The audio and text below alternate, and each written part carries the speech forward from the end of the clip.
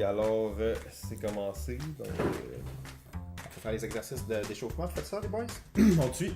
Cours de prononciation orale. Alors, communication orale. Donc, d'abord, relâchement du maxillaire. Un bon 3-4 fois, là. Après ça, sur latéral. Et enfin, on va faire l'avant et l'arrière. Alors, on projette le plus en avant possible. X en arrière. X. X. Alors, ça a l'air con, mais ça améliore ta prononciation, puis ça t'évite 2-3... juste ça, pas plus. Ça va t'améliorer d'un 15-20% facile ton truc. Magnifique. Avant une entrevue, avant un podcast, avant un speech devant du monde. Je pense que c'est une nouvelle... Ouais, on aurait dû tourner en entrevue avant. Con, mais ça fonctionne bien. Bonjour tout le monde et bienvenue à Balado Ludique, un podcast entièrement dédié aux jeux, plus particulièrement aux jeux de table et aux jeux de société. Aujourd'hui, saison 2, épisode 16. Et comme à l'habitude, je suis en compagnie du Power Rangers vert du jeu vraiment le plus cool, Jean-François Chrétien. Salut Simon, ça va bien? Oh, ça va très bien toi? Oui, ça va, ça va. Aujourd'hui, on reçoit un invité tout à fait spécial qu'on est vraiment heureux de voir, un passionné de jeux en tout genre, de jeux de rôle, de jeux de tout type de jeux. C'est même un joueur d'Ultimate Frisbee à ses heures. Ancien enseignant de littérature et de poésie à Sherbrooke, il décide de fonder son entreprise en 2006, sa compagnie d'édition. Compagnie qui a marché merveilleusement bien d'ailleurs et rapidement, ce qui lui a permis de quitter son travail et de se consacrer à 100% à la création de jeux. Il est aussi auteur ayant signé plusieurs titres dont Je te gage que, Les recettes pompettes, Maudite momie et La légende de Wendigo.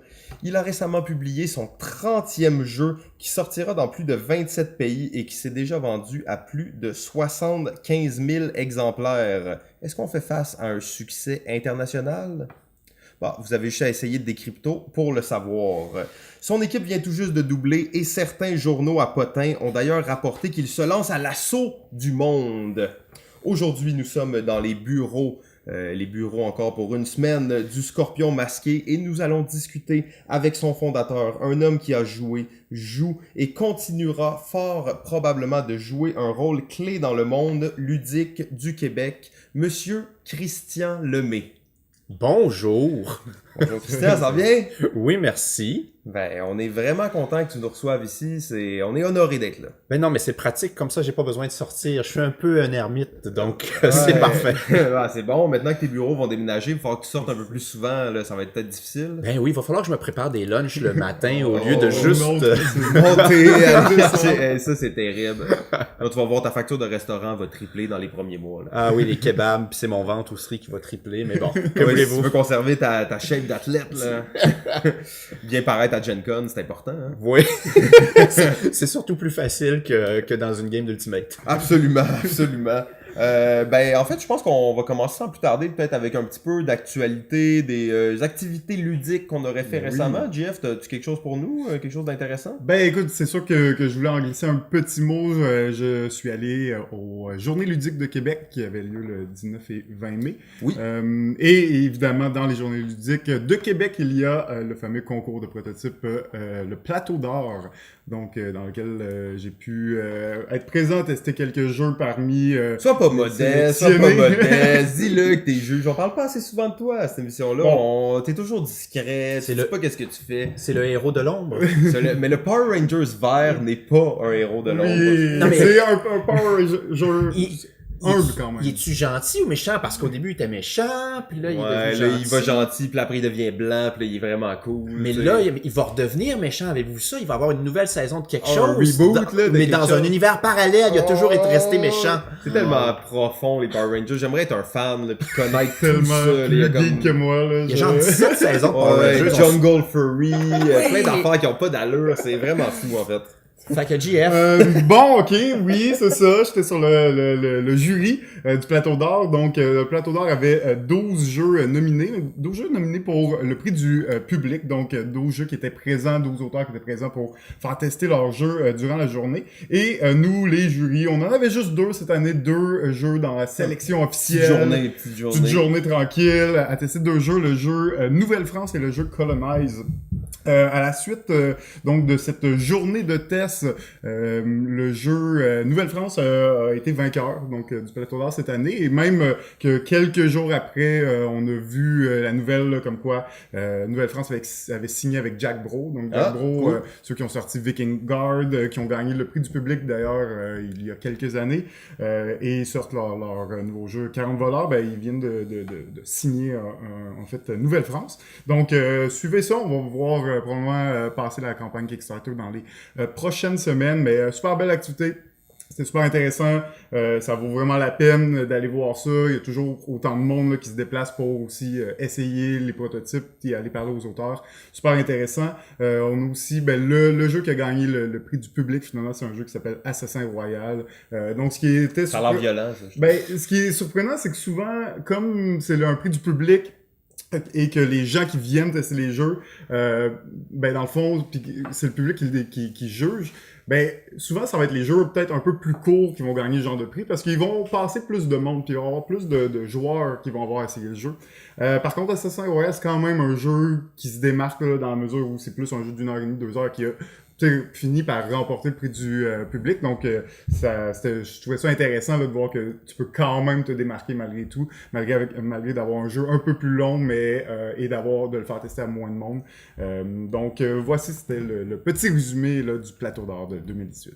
Très cool. En fait, ça continue de prouver que le Plateau d'Or, c'est un concours d'auteurs qui est significatif au Québec et que, à quelques exceptions près, tous les gagnants ont été édités. C'est ça. Alors, on pourra peut-être reparler de ça un autre jour on s'en reparlera quand on sera dans l'intimité. Absolument. Je pense que j'ai déjà signé, j'ai déjà fait un jeu gagnant du Plateau d'Or. Ah ouais? Puis est-ce qu'il a été édité? Ben oui, c'est le jeu Québec. Oh, magnifique. En fait, c'est pas comme d'ailleurs un des premiers gagnants du Plateau d'Or. Il a gagné en 2007 à peu près. Ouais, je pense que c'était vraiment les débuts, peut-être premier ou deuxième. Ouais, dans ce coin-là. Mais tu sais, Québec, en plus, c'est un jeu chouchou de balado ludique. Là. Ah ben bon, on va t'en parler. On a quelques questions. C'est bon. Toi, Christian, t'as peut-être des jeux récemment, des choses que t'as faites, que tu pourrais nous entretenir? 2 petits éléments que je viens de noter comme ça, on the fly. Donc, on a participé dimanche dernier à une session de speed gaming entre auteurs et éditeurs qui avait été organisée par Scorpion Masqué et Randolph.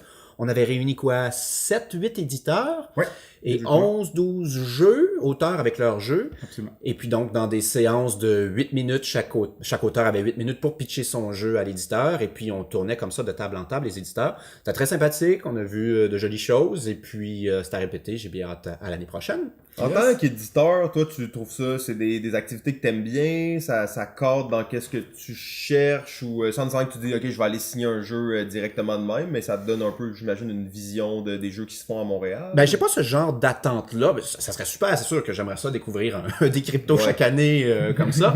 Maintenant,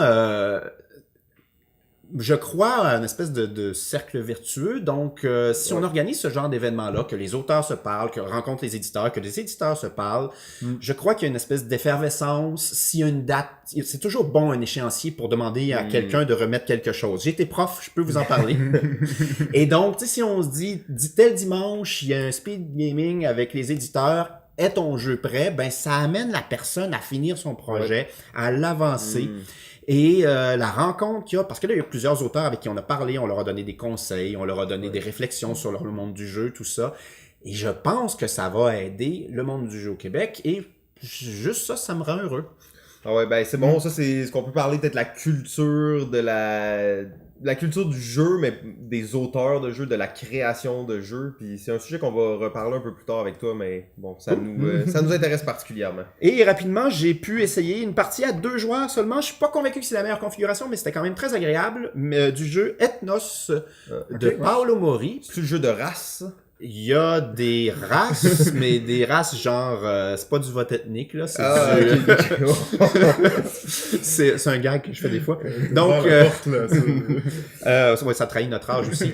Donc, mais bon, il y a des elfes, il y a des nains, tout ça. Mais l'idée, c'est que c'est un petit jeu de majorité de Paolo Mori, qui est pas super connu du grand public parce que ces jeux sont tous très malins, et c'est un peu pour ça que je veux parler d'Ethnos, mais il passe un peu sous le radar. Il avait fait Libertalia, un truc avec des pirates. Ouais, qui était très cool. Très cool, très raffiné, mais ça, à la sortie, on en a parlé beaucoup. Un buzz. Puis, et Ethnos, c'est encore plus rapidement descendu. En fait, je pense que ça n'a jamais levé. Je crois qu'il y a, et je salue mon ami Benoît Forget de Purple Brain qui a souligné la chose sur Facebook cette semaine. Ce jeu souffre d'une direction artistique déficiente, disons-le ainsi. Pas tant que c'est moche, mais je veux dire qu'il y a un décalage entre la couverture et le jeu, parce qu'on a un jeu plutôt familial, mais avec des illustrations à la Seigneur des Anneaux violents et puis des crânes. Ça a l'air très gamer. Hein, oui. Le titre est dans une police qui cadre pas du tout non plus avec l'illustration qui est en dessous. Il y a un clash incroyable. Et ensuite, le plateau a l'air de sortir d'une autre boîte. Il matche pas pantoute avec le reste des illustrations. Okay. Et la couleur des pions, encore même problème. Ce qui fait que on nous dirige mal par la boîte et c'est bien dommage parce que c'est un jeu qui est très raffiné, très original, rafraîchissant. Et j'aime me faire surprendre quand je regarde un film, quand je lis un livre ou quand je joue à un jeu. Ce jeu-là, c'est pas le jeu que je vais défendre pendant 10 ans, mais ça mérite vraiment le détour. Et puis, malheureusement, je pense que ça l'a desservi son édition. Bon, qui suis-je pour parler du travail de mes collègues? Je suis un joueur. mais mettons, on n'est pas rendu dans la phase de questions, tout ça, mais avec comme 5000 jeux qui sortent par année, des auteurs aguerris, des éditeurs qui ont de l'expérience, des illustrateurs, on a vraiment toute la panoplie de talents dans le monde du jeu. Qu'est-ce qui fait que ce genre de choses-là se produit? C'est une bonne question. Écoutez, là, je suis pas dans les bureaux de Cool Mini or Not, donc je peux difficilement raconter ce qui s'est passé. On peut seulement émettre des hypothèses. Oh, ouais, c'est bon, on va parler à travers notre chapeau. Voilà, donc on parle à travers notre chapeau, on le dit d'emblée. Est-ce qu'ils ont, et je pose la question, est-ce qu'ils ont trop de projets, ce qui fait que chacun doit être livré un peu plus vite? Est-ce que ce projet-là a été peut-être mal pensé? On pensait s'adresser à un public, mais au final, on a mal saisi comment vendre le jeu. Puis là, je dis pas que moi, j'aurais été capable de le vendre, mais je veux dire, je pense qu'on n'a pas trouvé la bonne façon de le vendre, ce jeu-là. Et c'est ça, donc faut voir qui a assuré la direction artistique, ces choses-là. Est-ce qu'il y a eu trop d'urgence? Est-ce que... Je pense que c'est le genre de problème qui peut créer ce décalage-là, malheureusement. Ah, c'est dommage. Peut-être qu'il va y avoir une réédition, peut-être par le Scorpion, éventuellement. Je sais pas trop. Hein, ça, c'est drôle, pour clore le truc, mais des fois, il y a des jeux que j'aime beaucoup. Je dis, faudrait que je le publie. Puis au final, ben non, j'ai juste besoin de m'en acheter un exemplaire pour y jouer. Le gars veut tellement jouer qu'il va prendre les droits, l'éditer. Mais bon, tu sais, des fois, je pense, on parlait tout à l'heure hors d'onde de l'Or des Dragons, un jeu de Bruno Feduti. Entre la vieille édition des cartes et celle de White Goblin il y a quelques années, à un moment donné, Bruno cherchait un éditeur. Et moi, c'est un jeu que j'aime beaucoup. C'est à mon sens le meilleur jeu de négociation qui existe. Mais j'avais pas besoin de le rééditer pour y jouer. J'avais déjà un exemplaire. Et en plus, j'étais pas convaincu non plus que je serais capable d'en vendre beaucoup. À un moment donné, je vais être très, très, très plate, mais je dois vous avouer qu'il faut vendre des jeux aussi pour continuer à en publier. C'est ça la business. C'est ça la business. Non, je te dirai pas, j'ai déjà ton jeu chez nous. De mon côté, j'étais à C2 Montréal, en fait, la semaine dernière, et super bel événement, plein d'affaires. Oui. C'est quoi C2 Montréal? Je l'ai vu, puis je suis comme pas au courant. Ouais, C2, c'est... Et en fait, moi, je considère que c'est un genre d'événement mutant, parce que C2, c'est comme créatif commerce. OK, donc C2... C'est un événement qui est organisé par Sidley en grande partie. C'est supposé de montrer un peu la créativité et le commerce de Montréal. Donc, on va voir des compagnies comme Moment Factory, le Cirque du Soleil. Toutes les grosses agences de Montréal qu'on connaît vont être là. Et c'est extrêmement diversifié. Tu peux parler de podcast pendant 1 heure avec quelqu'un, comme après tu vas parler de ludification. Puis là, finalement, vous allez parler de création de sites web. Donc, c'est un événement assez... mutant, tentaculaire, il se passe plein de choses, il y a des artistes de cirque qui se promènent dans le festival en jonglant, on est très loin là, du Palais des Congrès, ça se passe dans Saint-Henri, et ils construisent, je dirais, un mini-village pendant la durée de ces deux. Il y a des chapiteaux, ils construisent des bâtiments avec des containers, il y a des places publiques, il y a des restaurants. Donc, c'est vraiment un événement très créatif, si on veut. Bon, il y a un peu de branlette d'hipster là-dedans, sauf que moi, j'étais là, j'étais bien content et j'ai assisté à j'ai fait plusieurs rencontres au sujet de la ludification, donc la gamification, pour ceux qui connaîtraient plus ce terme-là.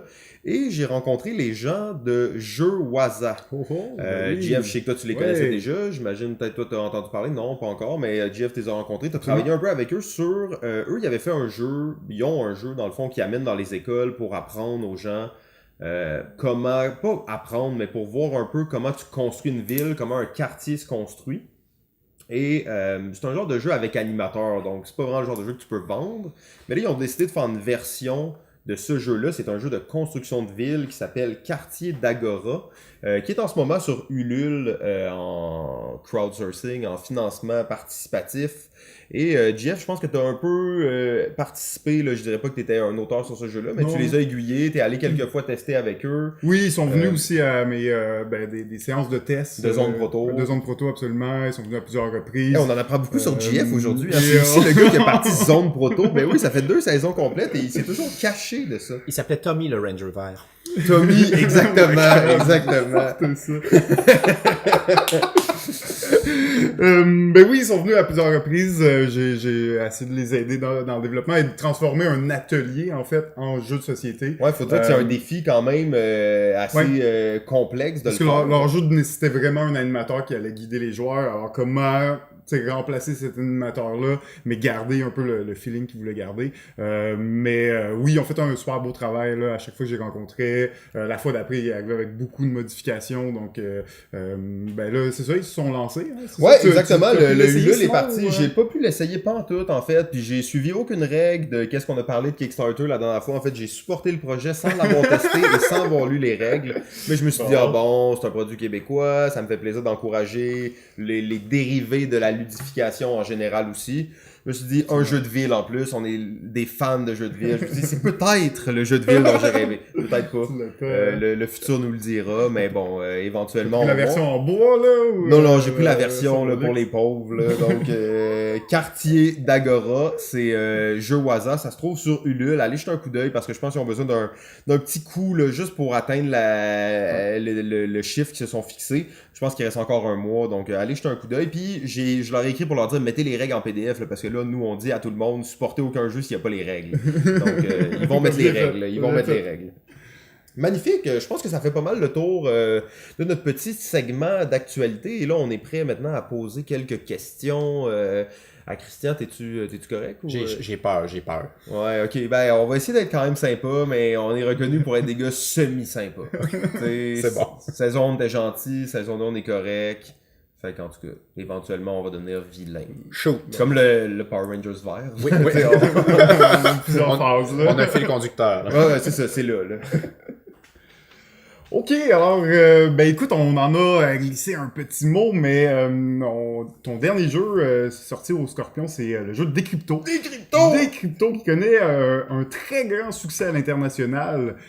Est-ce que tu t'attendais à une aussi bonne réception à l'international? Juste avant de répondre, Ouais. alors, le jeu n'a pas été vendu à 75 000 exemplaires, mais on vient de lancer une fabrication qui va nous amener à 77 000 exemplaires fabriqués. Fabriqué, ok. Évidemment, si je les fabrique, c'est que j'ai l'intention de les vendre dans les 6, 7, 8 prochains mois. Donc, normalement, d'ici la fin de l'année, on devrait avoir atteint ce chiffre qui est très, très bien. Mais dans le monde de l'édition, là, souvent, quand on produit ce nombre-là, c'est que tu sais que tu as des distributeurs qui vont les acheter ou pas nécessairement? Ben, normalement, aujourd'hui, tu fabriques pas trop un jeu sans savoir, en tout cas, si t'es un professionnel puis que c'est pas ton premier, si tu le fabriques, c'est parce que tu sais que tu vas le vendre ou à peu près. Ok, là. donc 77 000 copies vendues à des distributeurs. Donc, oui, c'est ça, à des distributeurs. On va dire ça de même. Voilà. Et puis, Le non, cachet. c'est un super beau succès. Au moment où j'ai signé, non, je m'attendais pas à un succès gros comme ça. Et puis, je savais que le jeu provoquait une réaction très très forte chez les gens. Je l'avais amené à la Kige, c'est un salon professionnel qui a lieu à Drummondville 2 fois par an, où les éditeurs, les distributeurs rencontrent les boutiques marchandes du Québec. Et puis, je l'ai fait essayer donc à des gens qui sont un peu joueurs, mais pas plus que ça nécessairement. mais qui travaillent ou qui gèrent des boutiques, des fois sont propriétaires. C'est pas nécessairement des gros gamers non plus. Des gens dans le milieu Oui. du jeu. Et puis, des gens qui viennent me voir le lendemain, puis qui me disent « Hey Christian, j'ai rêvé à ton jeu. Mon jeu, le jeu des cryptos, le jeu de Thomas. Christian, j'ai déjà commencé à préparer mon speech de vente pour des cryptos. Oui, vraiment. Je sais que l'émotion est forte. L'an dernier, à pareille date, je me dirigeais vers l'Allemagne, au château Staleck, dans la vallée du Rhin, là où Heidelberger / Asmodee, mes partenaires allemands, réunissent tous leurs partenaires européens une fois par année. Et puis, des cryptos a été le jeu de la fin de semaine parce qu'on présente là nos nouveautés. Puis là, Asmodee / Heidelberger vérifie qu'est-ce qu'ils s'en vient, qu'est-ce qu'ils vont faire, surtout en allemand, puis est-ce qu'ils vont en imprimer 2000 ou ils vont en imprimer 5000. Bon, ce genre de choses-là. À la fin de l'événement, alors que tout était démonté le dimanche après-midi, les animateurs, le staff Asmodee, est resté sur place pour continuer à jouer avant que je reparte pour Montréal. Donc, oh, wow. Ben, ça, c'est déjà un bel indicatif. Oui. Donc, le jeu provoque une émotion forte, provoque une forte envie de rejouer. Et puis, plus ça allait, plus je sentais que je pouvais mettre des moyens pour pousser ce jeu-là. Parce que, faut pas se le cacher, des fois, il y a des jeux, tous les jeux, il faut les pousser, il faut les travailler. Mais à un moment donné, il y a un maximum de potentiel qu'on peut atteindre. Le jeu X, c'est un bon jeu. Pousse-les un peu, puis il va bien se vendre, mais pousse-les davantage, il se vendra pas plus. Ouais, ok. Des cryptos est un jeu que tu peux pousser beaucoup, parce que plus tu vas pousser, plus il va atteindre un grand potentiel, mais c'est-à-dire se vendre davantage. Excellent. Magnifique, on est bouche bée. On se fait une game de décrypto. Ouais, je pense qu'on devrait jouer maintenant.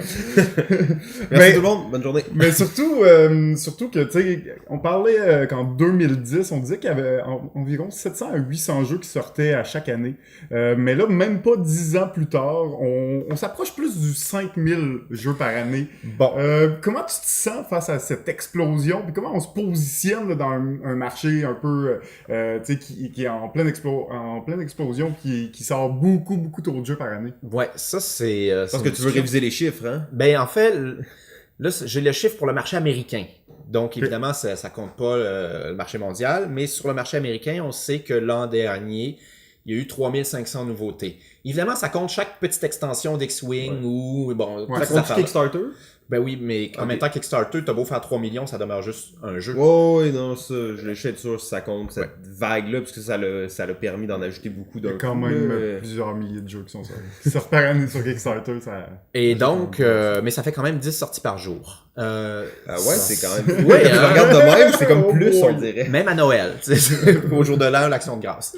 Donc, ceci étant dit, c'est sûr qu'aujourd'hui, c'est beaucoup plus difficile de faire parler de ton jeu parce qu'il y a beaucoup de bruit, particulièrement sur BGG. Je veux dire, des jeux, il y en a. Essaye de suivre l'actualité sur BGG. C'est débile. Là. Tu t'inscris à 3-4 fils d'actualité, puis tu viens le lendemain, tu as 200 notifications, puis t'es comme « Oh, j'ai raté toute ma vie! » Ouais. Donc, comment on envisage ça? Ça va être de restreindre, en tout cas, à mon sens, d'autres compagnies auront d'autres stratégies, mais à mon sens, c'est de restreindre son nombre de sorties et de bien les choisir et de bien mousser chacune. Parce que, si on recule, il y a 8-10 ans, tu avais deux stratégies possibles. Hein. Soit tu faisais cette stratégie que je viens de nommer, qui est un peu la stratégie reproduction, la stratégie Days of Wonder, sort un jeu, 2 jeux par année, mais on les travaille beaucoup, des grosses sorties. Et ça fonctionne comme ça fonctionne pas des fois. Je ne nommerai pas, mais je pense qu'il y a des jeux Days ou Repoprod qui ont moins bien fonctionné, mais ils ont eu d'autres succès, comme Ticket to Ride, Small World et puis Seven Wonders. À l'inverse, tu as des éditeurs qui, eux, lancent plusieurs lignes, et puis en se disant, comme si j'en sors 10-12 par année, il y en a bien 1 ou 2 qui vont fonctionner. Ouais. Et c'était une autre stratégie valable. À mon sens, cette stratégie-là devient plus difficile à mettre en place parce que il y a tellement de sorties que là, ça peut difficilement mordre si ton jeu n'a pas eu une fenêtre que tu as travaillé toi-même, que tu as préparé pour sa sortie, parce que le mois précédent, tu avais un autre jeu, puis le mois suivant, tu as un autre jeu. Ouais. Donc, comment on travaille... Tu peux aller chercher cet argent minimum que ça te prend pour rentrer dans tes dépenses, j'imagine aussi. Là, avant, il y avait plus de place, il y avait plus de jeux, donc même des jeux peut-être un peu moins travaillés, ils se vendaient quand même. Maintenant, ils se vendent plus parce que la quantité, c'est ça. Hein? Tout à fait. Même souvent, ton jeu, s'il est pas bien travaillé, c'est pas bien marketé, s'il y a pas de buzz, ben il rentrera même pas dans la boutique. Donc c'est sûr que personne va l'acheter. Et là, ben tu vas te retrouver avec des ventes de, je sais pas moi, 500 ou 1000 ou 1500 exemplaires et tu peux pas... tu peux pas... Oui, ben, je sais pas, mais tu fermes boutique. Et ça fait des fois que tu as des compagnies qui mettent des sommes hallucinantes en marketing. Là. Je pense des fois à Bombix qui fait des concours sur Trick Track avec des prix de 10 000 € ou des trucs comme ça. Attends là, si tu fabriques 10 000 jeux, ce qui est un très gros tirage, puis que tu as 10 000 € de prix en marketing, ça c'est juste une partie de ton marketing, ben tu viens d'ajouter 1 € de coût de fabrication par jeu. C'est beaucoup.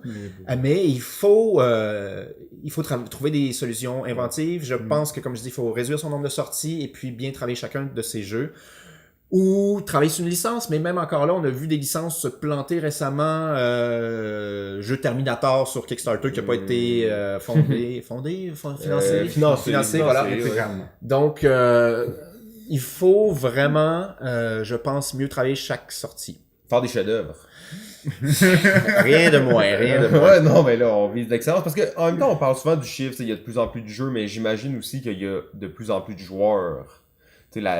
C'est vraiment un marché qui est plus large qu'avant. Tu peux aller peut-être trouver des nouvelles niches qui n'existaient pas avant ou...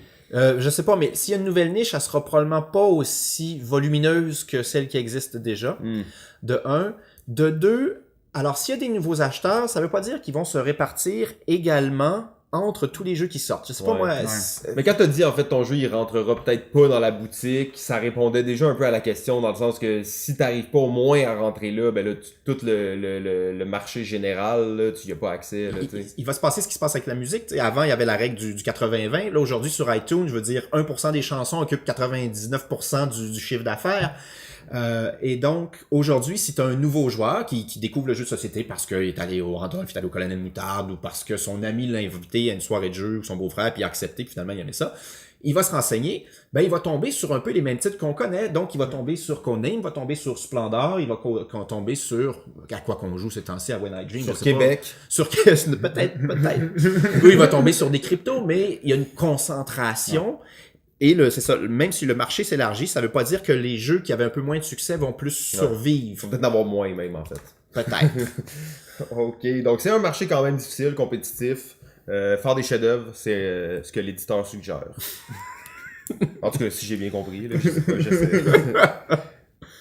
Question suivante, messieurs. Est-ce que je réponds bien là? Non, c'est numéro 1, je pense, c'est parfait. Ouais, c'est à moi, ok, donc magnifique. Ça a l'air d'une longue question. Mais il y en a qui non, mais c'est à consulter. Des fois, on écrit chacun des questions. Puis là, quand t'es rendu à une question qui est pas la tienne. Que tu sens bien. Écoute ton cœur. Ouais, ben, on va changer un peu de sujet par rapport à ça. Mais t'es un auteur, mais t'es aussi un éditeur. Donc, tu portes le double chapeau, comme on pourrait dire. Là, est-ce que... Parle-nous donc de ça un peu. Est-ce que ça crée des conflits personnels? Est-ce que tu te bats avec toi-même? Est-ce que des fois, tu t'as fait des erreurs par le passé à cause que t'avais les deux chapeaux? Ou Ok, je suis très bon pour te dire là où je suis pas bon. Ouais, ben ça c'est parfait. Nous, c'est comme ça qu'on apprend le mieux, hein, des erreurs des autres. Ceci dit, je crois pas que la double casquette m'ennuie. Ok. Parce que dans mon esprit, c'est très clair, je suis d'abord un éditeur de jeux.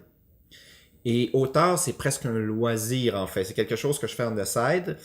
C'est un sujet que j'ai abordé avec Ignacy de Portal, celui dont on peut pas prononcer le nom de famille. Es-tu capable? Ignacy Chevicek. Chevicek? Ouais, bon, bravo. Et puis, tu sais, je lui ai posé la question, comment est-ce que tu arrives à manager ton temps entre le fait que tu es chef d'une entreprise assez grande, Portal Games, en Pologne, mais que tu es auteur de plusieurs des jeux que Portal Games. D'une bonne partie des jeux, en fait. Et des jeux assez costauds. Et puis, il me dit, mais... il m'a réconforté un peu dans ma solution, parce que lui, il a la même chose.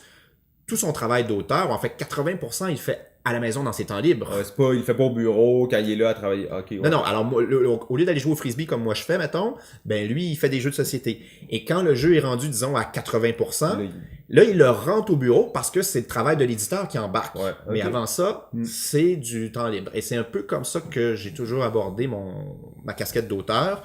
Je le fais à temps perdu.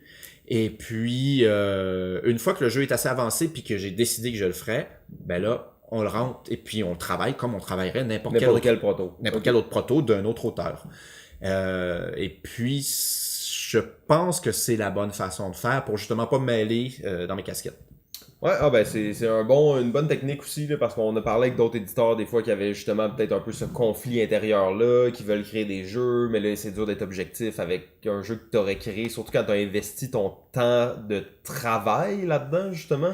Quand tu le fais le soir chez toi, ben t'as comme le fait, ok, ben c'est mon hobby, je le fais, puis si à un certain point, j'atteins le niveau que je veux, ben là, je vais commencer à travailler dessus au bureau. Là. J'avais pas vu ça de même, mais c'est vrai que si tu consacres du temps, disons, utile ou ce que tu te payes, c'est-à-dire je suis éditeur, je me paye un salaire, puis que j'ai perdu du temps sur quelque chose, je vais avoir tendance à vouloir le rentabiliser, puis ok, on va le faire quand même. Fait que tu vas le pousser, tu sais, puis tu vas être ouais, il faut le faire, là, faut le faire. Mais non, j'ai pas ça. J'ai aussi la chance d'avoir suivi un cours de création littéraire. Ça, quand on regarde un film un peu intello américain, il y a toujours une scène qui se passe dans une université où des gens participent à des cours de création, puis lisent leurs textes, puis se font blaster par tout le monde dans la classe. On a déjà vu ça, tu sais, ils sont assis en cercle, et puis là, il a livré ses tripes, le gars ou la fille, et puis finalement, son texte était pas bon. C'était pas bon, ouais. C'est ça, puis il se fait blaster par tout le monde. Moi, j'ai vécu ça, mais pour de vrai, dans la vraie vie.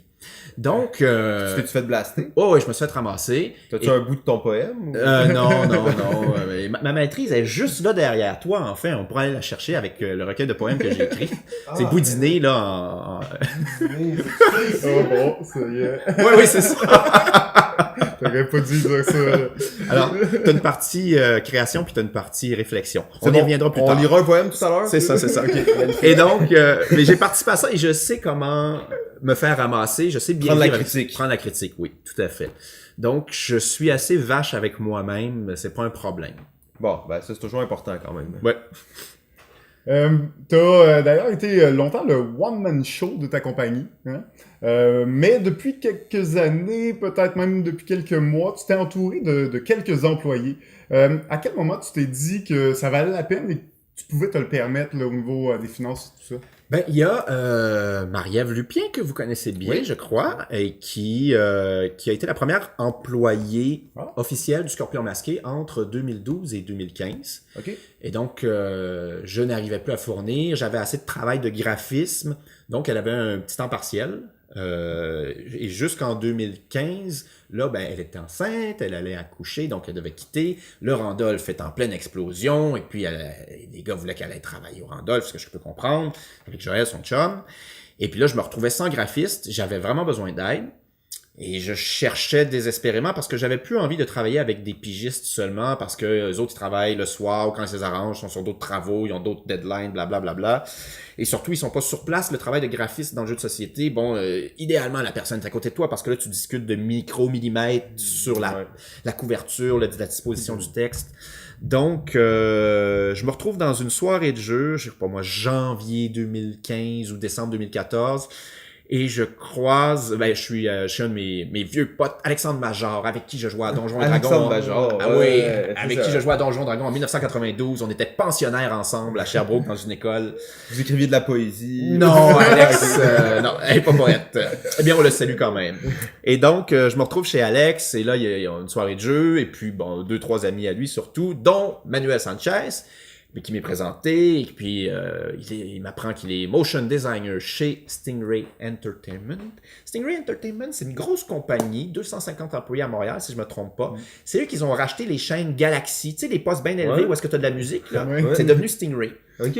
Et puis, lui, il faisait la direction artistique, il faisait du motion design, il faisait de l'animation, puis création d'identité visuelle, ce genre de choses-là qui étaient un peu ésotériques pour moi à l'époque. Et je vois qu'il a l'air d'avoir une tête sur ses épaules, un bon sens. C'est un joueur aussi, évidemment. Et puis, je lui donne un livre pour le retourner à la maison. Puis, sur un coup de tête, je lui dis « Hey, Manuel, ça te tenterait pas de job dans le jeu de société? » Et là, j'ai senti son cœur arrêter de battre. Oui, vraiment. Il était heureux. Et puis, en fait, ça l'a frappé un peu. Puis, il m'a avoué plus tard ne pas avoir trop dormi la nuit suivante. Qu'est-ce que je fais, hein? Parce que on parle pas quand même du même milieu, des mêmes risques, là. C'est autre chose. Oui, c'est autre chose. Tu pars dans une petite compagnie, t'es pas sûr, ça va-tu marcher? Ils sont littéralement 100 fois plus chez Stingray. C'est non négligeable. Ouais, c'est ça. Et mais on s'est rencontrés plusieurs fois, discuté évidemment des valeurs, de la façon de travailler, du poste, ce genre de choses-là, ce que c'est de travailler d'une compagnie à deux. Puis on est arrivé à s'entendre. Et donc, mai 2015, il y a 3 ans, il se joint à temps plein au Scorpion Masqué. Manuel est donc devenu le premier employé à temps plein. Donc, pour répondre à la question, j'avais besoin de quelqu'un qui était là de façon permanente. généralement, si tu veux quelqu'un de talent et qui est là, faut que tu lui donnes un poste à temps plein. Donc, c'est un peu le raisonnement qui m'a amené là. Et puis, au début, j'avais peur de ne pas avoir assez de travail pour lui. Donc, on a fait beaucoup d'explications vidéo pour d'autres compagnies. Parce que je suis capable d'écrire un script pour expliquer un jeu. J'ai quand même une âme de prof. De poète. De prof aussi. Et donc, on a fait des vidéos pour Yellow, pour Purple Brain, pour Repos Production, pour Days of Wonder aussi. Fait que vous alliez chercher des contrats de création vidéo, d'explication, de promo pour les jeux d'autres compagnies. Oui, donc Ok. au début, j'avais peur de pas remplir, comme je disais, le temps de Manu, sa semaine. Et finalement, on a été submergé par ça. Il a fallu carrément couper cette activité. Arrêtez ça. Ouais. Et c'est comme ça qu'on a commencé. Et Est-ce que ça correspond pendant au moment où vous avez changé un peu d'identité visuelle avec le changement du logo? Si je me trompe pas, ça doit faire 3 ans que vous avez changé de logo ou quelque chose comme ça? bientôt, donc, c'est ça. Manu, en arrivant, il a été très clair, on va refaire le logo. Il est beau mon logo. T'es pas bon Hey. Bon, ceci dit, j'ai bien compris pourquoi et je l'ai tout expliqué dans un long article qu'on peut retrouver sur les Facebook. On a changé de logo en janvier 2016, donc il y a 2 ans presque et demi. Mais c'est une réflexion qui a été amorcée dès juin ou juillet 2015, il y a 3 ans. Donc, juste quand il venait d'être engagé, Oui. c'était déjà là, c'était dans l'air. Un des premiers mandats, en fait, qui s'est donné au Scorpion. J'ai pas toujours le contrôle absolu sur Manu, mais c'est correct, c'est un garçon intelligent, très talentueux. Ah, quand tu vas chercher des gens de talent, il faut que tu leur laisses la place aussi. Hein, il faut savoir, quand t'es un one-man show, il faut que tu saches délester des responsabilités de plus en plus. Donc tu laisses un espace créatif des fois aux gens justement qui sont talentueux. On se sent presque comme dans Les Princes de Florence, hein, où il faut donner les libertés à ces artistes pour qu'ils fassent des meilleures œuvres. Et donc oui, ça c'était un de ces trucs, mais ça a été une très bonne chose finalement de refaire une identité. Et ça nous a pris un bon 6 mois avant d'arriver au résultat. Mais aujourd'hui, je pense qu'on a un logo pas pire qui peut très bien vieillir et puis qu'on va garder longtemps. Et il est venu avec ça. Hélène était arrivée, elle, parce qu'on avait les 10 ans du Scorpion masqué en septembre 2016 et que j'avais besoin de quelqu'un pour l'organiser. Donc au début, c'était à contrat. Et puis au final, il y avait tellement de travail, notamment pour... elle s'occupait beaucoup aussi de se rendre en boutique pour faire jouer les gens qui sont sur le plancher et qui vendent les jeux, parce que c'est la meilleure façon de propager le virus. Aller peut-être à des conventions aussi, j'imagine? Pas de temps, mais pour organiser des événements qui seraient locaux, en fait, qui seraient au Québec. Et puis, donc au début, c'est parti d'un contrat, puis finalement, c'est devenu un temps partiel, mais de façon régulière, permanente en fait. Elle travaillait à temps partiel parce qu'elle avait aussi la moitié d'une job chez Frankids, qui est un distributeur. Ouais. Et puis, première moitié de 2017, au final, elle a quitté l'autre emploi et elle est à temps plein chez nous. Ah ben c'est vraiment cool ça. C'est intéressant de voir comment tu pars justement de comment ces gens-là s'ajoutent dans l'entreprise. Puis... Ce qui est difficile en fait, c'est que quand tu es très très très petit, tout le monde fait un peu tout. Et quand tu cherches à ajouter une nouvelle personne, Où je la mets? C'est quoi qu'elle va faire? Oui, mais en fait, t'sais, c'est puis- quoi le poste que tu ouvres? Est-ce que c'est un C'est- concierge? Est-ce que c'est... Non, ça peut être vraiment n'importe quoi. Puis tu dis, Oui. ben, dans le fond, tout le monde peut déjà tout faire, mais là, on a besoin de quelqu'un qui est peut-être plus spécialisé, mais là, ça va être quoi? Mais ça prend quand même quelqu'un qui est un peu polyvalent. En fait, plus t'es petit, plus la personne doit être polyvalente. Ouais. Parce que là, par exemple, aujourd'hui, ce qui occupe presque la moitié du temps d'Hélène, c'est la logistique. Parce que 77 000 des cryptos dans 27 pays, Ah, c'est... ok. ça demande quelqu'un qui coordonne ça. Hey, Italien, as-tu reçu ton exemplaire de vérification de l'usine pour t'assurer que tout est beau avant qu'on te ship les 3000 jeux? Même chose avec Allemand, même chose avec tout le monde. Les épreuves, as-tu payé ta facture, blablabla. Bla, bla, bla. Donc, Hélène est devenue aussi Madame Logistique. Et puis là, on a des jeux qui se vendent bien, mais on a tout un marché que je connaissais pas et que j'avais pas le temps d'exploiter, de défricher. Oui, merci. Et donc, besoin d'un directeur des ventes. Et là, Carl Brière se pointe le nez. Mais toutes ces ventes-là génèrent infiniment plus de travail. Donc, pour le graphiste, Manu est complètement débordé. Donc, Parce que besoin... ça prend un nouveau graphiste. Exactement. Et donc, arrive Sébastien. Alors, tout ça s'enchaîne quand même assez bien. Je suis content. Ouais, non, c'est cool de voir ça grandir aussi, puis de... Changer de bureau en plus. Ah, tu vas pouvoir utiliser ta machine elliptique pendant que le monde travaille, là, ça va être cool. Et ça, je l'offre, tu sais, comme les avantages sociaux à travailler au Ben Scorpion oui, masqué. hey, on a une elliptique! Mais personne va en profiter. Oups, dommage!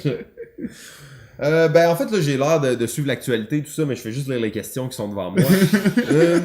Ouais. Ben c'est ça, on apprenait en fait aujourd'hui même, je crois si je me trompe pas, que le Scorpion masqué changeait de distributeur et là on part d'une relation à long terme avec une compagnie qui s'appelle Yellow pour aller du côté d'Asmodée France. Qu'est-ce qui s'est passé? Écoute, c'est un sujet délicat, puis je le disais sur mon post. Ouais, tu sais, on veut pas aujourd'hui. créer de problématiques non plus. Non, mais c'est c'est- c'était de la merde. Non, c'est non, vrai. ben non, je serais parti plus vite, en fait.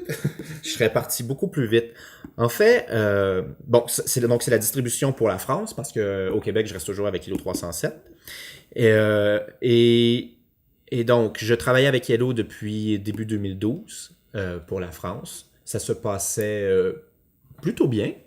Et puis, je travaillais aussi avec Asmodée depuis très longtemps. Donc, comme je l'avais écrit dans le communiqué, moi, je travaille avec différentes branches du groupe Asmodée depuis 2009. Ah, fait que t'es déjà en contact avec eux. Oui, ben je travaille avec la Belgique, je travaille avec Asmodée Allemagne, Italie, Espagne, je travaille avec SDevium qui est maintenant Asmodée UK. J'ai travaillé avec Asmodée US qui était dirigé à l'époque depuis Montréal par Christophe Arnoux. Christophe Arnoux qui aujourd'hui est retourné vivre en France et qui est le directeur général de Asmodée France. C'est que t'as déjà une bonne relation avec lui. Puis... Donc tous ces gens-là, c'est des gens avec qui je travaille depuis très longtemps aussi, une relation de confiance. Je dois avouer que je suis... On entend plein de choses sur Asmodée, mais honnêtement, moi j'ai une très belle expérience avec eux. Je suis heureux de chacun de mes partenariats. Et Asmodée m'a approché. Il y a des raisons logistiques aussi, parce que là, si tu travailles avec toutes les branches, mais pas la première ou la centrale, celle en France, c'est un peu étrange. Donc, il y a de la logistique qui va être facilitée. Il y a aussi, parce qu'on se pose beaucoup de questions, pourquoi on change? Bon, si on veut être plate, comme je disais, ben, on espère vendre un petit peu plus de jeux. Ben, on se le cachera pas parce qu'on est une business puis on cherche à faire de l'argent. Et il y a une question aussi de bien rejoindre son public. Scorpion masqué fait du jeu qu'on désigne souvent grand public. Pour monsieur, madame, tout le monde, pas nécessairement gamer. C'est rare que sur Trick Track ou sur Dragon Nocturne, la foule s'emballe pour la dernière sortie de Scorpion masqué. Ils vont le faire beaucoup plus pour la dernière sortie de Uwe Rosenberg. Ouais, mettons. Des trucs plus gamers, justement. Oui. À la limite, j'oserais dire, et là, faut faire très attention à ce que je veux dire.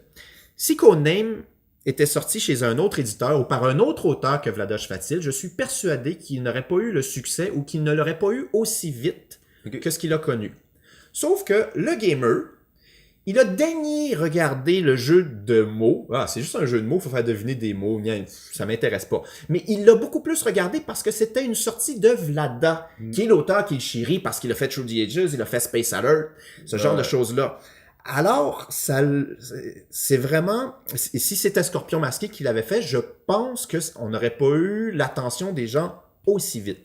Je suis pas mal persuadé de ça. Et donc, il y a une question de fit entre le type de jeu que je vais présenter, donc des mots pour mots, puis des je te gâche que, ces choses-là. Moi, il faut que je rejoigne un public qui se tient pas toujours informé du jeu de société. Ouais, donc monsieur, madame, tout le monde qui se pointe dans un magasin de jeux pour trouver un cadeau pour quelqu'un ou pour eux-mêmes, pour des fois, mais qui sont pas là sur BGG en train de suivre l'actualité. Exactement, qui s'achètent 2 jeux par année. Mettons, je sais pas moi, 2 ou 3 jeux gros max par année. Donc, je crois, je peux me tromper, mais j'ai l'intuition que je vais mieux retrouver ce public-là avec ce changement de distributeur qu'en restant avec Yellow. Puis sans trop rentrer dans les détails, il doit y avoir plein d'affaires confidentielles là-dedans puis secrètes. Mais est-ce que Yellow, quand ils ont su ça, ils étaient sûrement pas vraiment contents, mais est-ce qu'ils essayent de dire non, reste avec nous, ça va être mieux, ou il n'y a pas vraiment ce genre de discussion-là qui...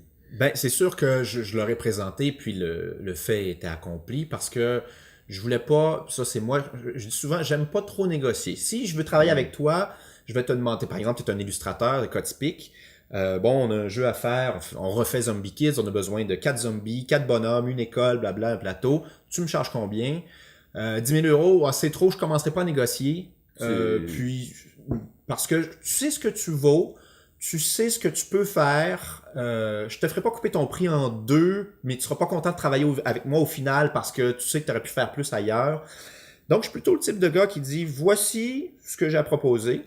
Et donc, avec Yellow et Asmodée, j'avais pas envie de commencer une enchère. Ouais. Puis, lui, il me donne ça. Toi, qu'est-ce que tu me donnes? Gna, gna, gna. Ouais. Alors, Non, je comprends. j'ai eu une entente qui me satisfaisait avec Asmodée. Et puis, un jour, j'ai appelé chez Yellow. Puis, je leur ai dit, alors, je vais malheureusement pas renouveler notre contrat parce que quand même, je suis un gars, je pense, correct. Je mène mon contrat jusqu'au bout avec Yellow. Eux, bon, ils se sont pas réjouis de la chose, comme ils l'ont exprimé sur Trick Track. Ils ont écrit triste de mon départ parce qu'on est une gamme qui se vend plutôt bien. Des cryptos.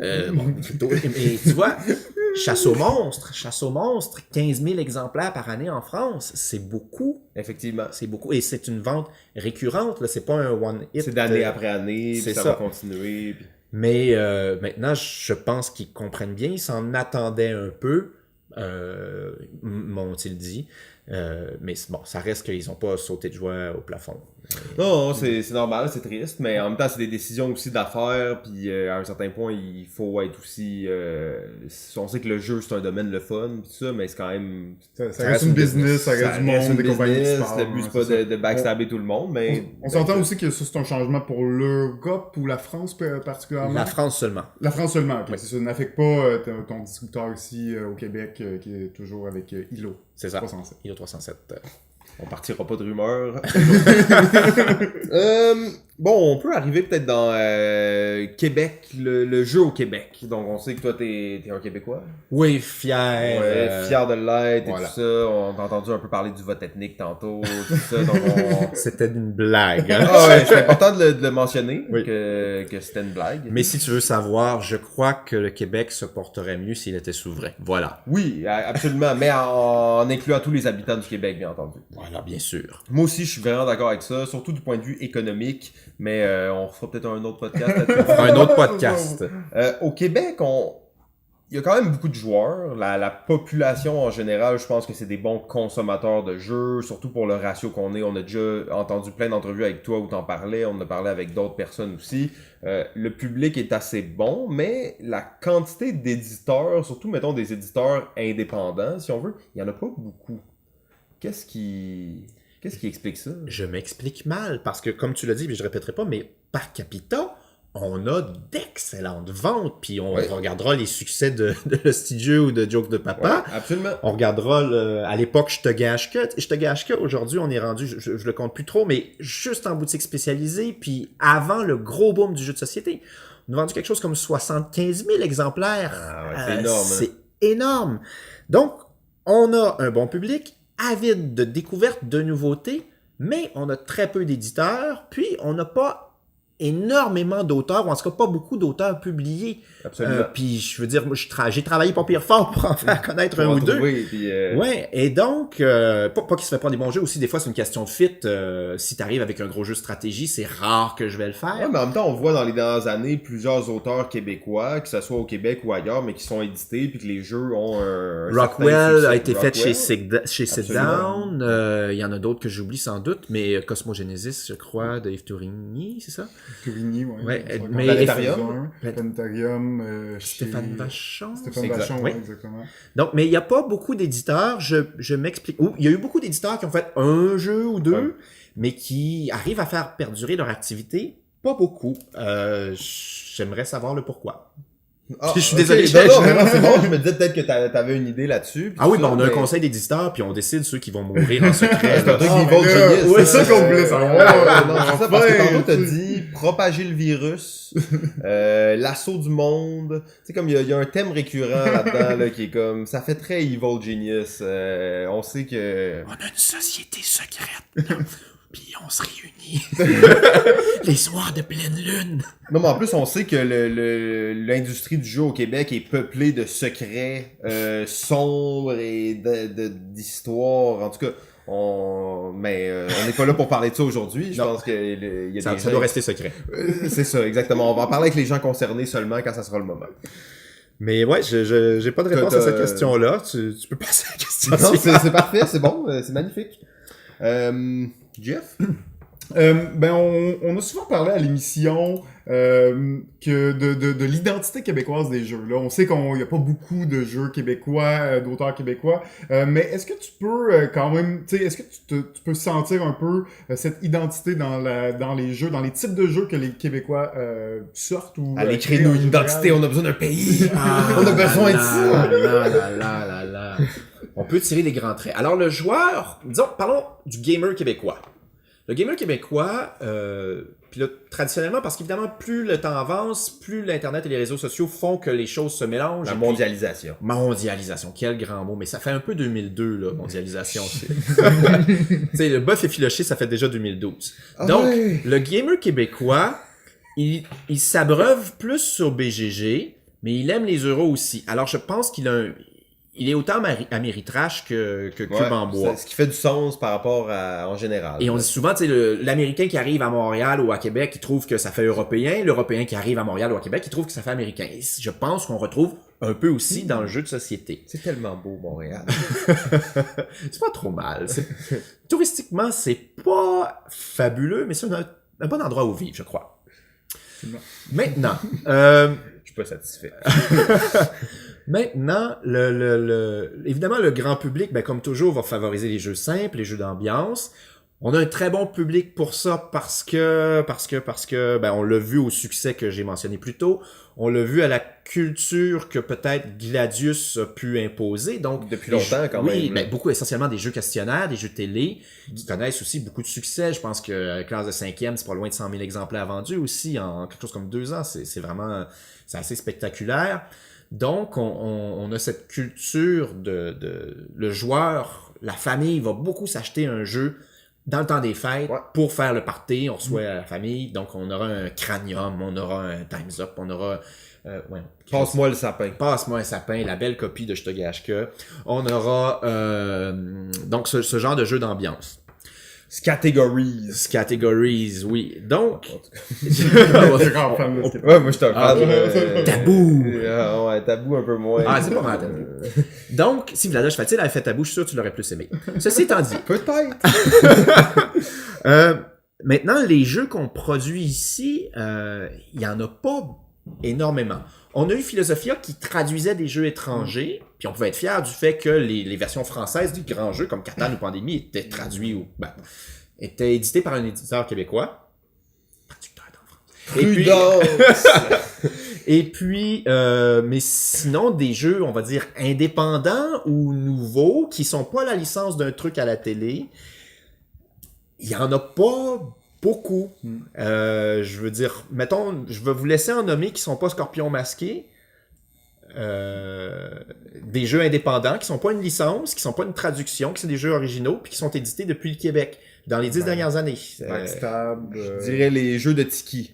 Tiki édition. Tiki édition. Puis là, David, malheureusement, il est retourné en France. Ben là, c'est ça, là, il est rendu comme plus que 50% du temps en France. Ça, mais on l'aime, David. Il est bon, David. C'est dommage qu'on l'ait perdu. Là. Ouais, exact. C'est un gars cool. Ben oui, on l'aime. Mais sinon, il y avait quelque chose comme Catharsis. Mais tu sais, ça, c'est très indépendant, justement. On n'est pas dans le marché, on n'est pas dans le mass market, là. Tu sais, on est dans le 500 exemplaires, très... C'est de la production locale aussi. Production locale, donc... mais effectivement, il y en a pas beaucoup, puis ça revient un peu à la question de qu'est-ce que ça prend pour que cette culture, cette identité de l'industrie du jeu se façonne, tu sais. Je sais pas. Il y a eu beaucoup de one-shots, on l'a dit plus tôt. Il y a eu Magma Edition qui, il y a une dizaine d'années, a fait 3 titres. Elle a fait Castle, Sherpa, puis Top Race. T'avais la Destination Far West aussi. Là, je commençais, fait que je me souviens d'eux autres. C'est des vieux jeux, personne ouais, connaît c'est ça. ça. Il y a 12 ans, hey, ça trahit mon âge. Je suis même pas né. Et puis, tu sais, avec le temps, récemment, t'as eu le choix entre, qui est une espèce de clone de Tu préfères. Ben, le Kickstarter a repris un peu, là. Oui. Tu vois, il y a quelques Québécois qui ont réussi à se faire Kickstarter. Ben, mettons, Vicomendo, qui est un Français. Oui, ben, mais Thibaut, tu vois. Thibaut qui a travaillé beaucoup. Potin. Donc, Thibaut est établi au Québec depuis quoi, une vingtaine d'années, je crois, en tout cas assez longtemps. Et on va partager nos bureaux avec les gens de Triton Noir. Nice. Et ça, c'est une compagnie quand même qui augmente en crédibilité. Ouais, ils ont des beaux puis qui ont projets. des trucs secrets dont on ne peut pas parler. Secret! Ah, je suis au courant, moi, mais je te le dirais pas. Moi, je suis pas au courant de rien. Moi, j'étais au courant, mais j'ai signé que je pouvais pas te dire. Ouais, c'est ça, les gars. Faites vos big Sorry, shots. Simon. Power Rangers vert, Power Rangers rouge, tout le monde est là. Bon, c'est ça le Kickstarter avec c'est ça, Triton commandes. Noir, mais aussi Viking Guard de Jack Bro aussi. Oui, c'est ça. Donc il y a quelques compagnies qui s'essayent aussi. Je pense que le Kickstarter aide à partir d'une compagnie ou surtout à être les premiers à être un peu plus indépendants, à faire ses jeux, mais aussi à être un éditeur. Mais pour répondre à ta question, au final, déterminer l'identité des jeux que l'on édite au Québec, c'est difficile parce que, tu sais, Il y en a pas. il y a pas assez pour Pas assez, établir ouais, une c'est ça. tendance, à mon humble avis. Ouais. Qu'est-ce que t'en Non, penses? mais c'est vrai en même temps que, tu sais, il y a pas cette diversité-là pour se dire, OK, on peut en retirer quelque chose. J'aimerais croire qu'il y a ça au niveau des auteurs. Il y a quand même une communauté assez forte d'auteurs au Québec. Il y en a beaucoup qui se côtoient, qui se connaissent, qui collaborent ensemble. J'aimerais le voir plus, d'ailleurs, cet effet-là. Ça m'amène, dans le fond, à la prochaine question, qui est comme un peu la suite de celle-là. OK, c'est pas si gros, il y en a pas beaucoup. Mais qu'est-ce qui serait la force de cette créativité québécoise au niveau du jeu? Et là, on est peut-être trop philosophique, mais on s'est dit, on a posé cette question-là à plein de monde, on l'a coupé de tous les podcasts, ils ont tous dit, cette question-là, pose-la à Christian. Mais pouvez-vous répéter la question ou peut-être la préciser? Mais elle est pas claire, je vais te la lire telle quelle, finalement, Ok, au lieu de te la dire comme ça. Quelle serait, selon toi, la plus grande force du Québec en matière de création de jeux? Donc, mettons, auteur, éditeur, distributeur confondus. OK. Je crois qu'on le dit souvent, faudrait le vérifier, mais j'ai l'impression qu'au Québec, on est un peuple créateur. Donc, on a, je veux dire, assez diversifié. Puis, on a, je sais pas, à l'époque du temps que j'étais en littérature, on était, je pense, le peuple sur la planète qui publiait le plus de livres par habitant. OK. Des petits chiffres, là, ça date de 98, mais bon, c'est Quand même. alors que j'étais encore l'étudiant. Mais au Québec, il se publiait 51 livres par 1000 habitants. En France, c'était 49 et aux États-Unis, c'était 24. Ça quand vous même, donne une idée de l'importance de la quand même. culture. Donc, on a ça. Ce qui serait la force aussi, c'est peut-être quelque chose qu'on a mentionné plus tôt. Là, j'improvise une réponse parce que je sens comme un défi que j'ai accepté. C'est qu'on est justement le croisement d'un peu d'Europe et d'un peu d'Amérique. Et ça, ben, je pense que c'est bon pour stimuler la créativité parce que tu veux de nombreuses influences pour produire quelque chose de nouveau. C'est rare que quelque chose sort out of the blue. Quelqu'un qui a jamais joué à un jeu de société ou qui a joué à juste un jeu de société, il va faire un clone du Monopoly. Absolument. Ken Follett, l'auteur des Piliers de la Terre, il était à Tout le monde en parle il y a quelques années, et puis Guy Lepage lui demande quel conseil peux-tu donner à un auteur qui veut se lancer. Ben, il faut lire. Et il faut lire beaucoup, beaucoup, beaucoup. C'est très rare que tu vas en ayant juste lu un roman de la courte échelle, tu vas être capable d'écrire une fresque comme Les Piliers de la Terre. Donc, ça pourrait être une force. On a un bon public, et il faudrait être capable de l'exploiter. Maintenant, on a un problème au Québec, c'est qu'on a une culture du consensus et on a toujours peur de blesser les autres. Et ça peut être un frein quand on est auteur parce que c'est pas facile d'avoir des bons retours. Ah oui, ton jeu, il est correct. OK, je vais investir tout mon argent dedans. Même pas ton jeu. Ah oui, ton jeu est bien... Oui, je l'ai aimé, ton Je jeu. l'achèterais, moi. Oui, c'est ça. Ouais. Ça, c'est pas utile, mais pas du tout. Et là, je fais des grandes généralités, il faut faire attention. Là, je pense pas que tous les Québécois sont comme ça. Moi, j'aime bien ça m'ostiner, en fait. C'est un problème dans ma famille. Mais en France, on a davantage l'habitude. La confrontation. puis de- Ouais. Et on peut s'ostiner, puis le lendemain, c'est pas une correct. chicane, là. C'est T'sais, ça. On discute. Voilà. On discute. Des fois un peu intensément, mais bon. Je te dis qu'on discute! Et donc, c'est plus accepté de dire, ben non, c'est moche ton illustration ou ton jeu m'ennuie. Politically correct, si. Là. Ouais, tu c'est dis, ça. un peu peut-être trop. Un peu trop. Puis des fois, c'est bien de se faire dire les choses. C'est pour ça que souvent, un des conseils que je donne aux auteurs, à la fin, ne demandez pas avez-vous aimé le jeu, mais avez-vous envie d'y rejouer? S'ils ont envie d'y rejouer tout de suite, right now, on fait une autre game. Super, ça va bien. S'ils n'ont pas envie, faut voir pourquoi. C'est sûr que si c'est une game de 2h30, t'as peut-être... Il est 3 heures du matin. Bon, ok, t'as des circonstances atténuantes. Mais ça, déjà, ça peut aider à aller chercher... C'est un bon conseil, justement. Ouais, vraiment.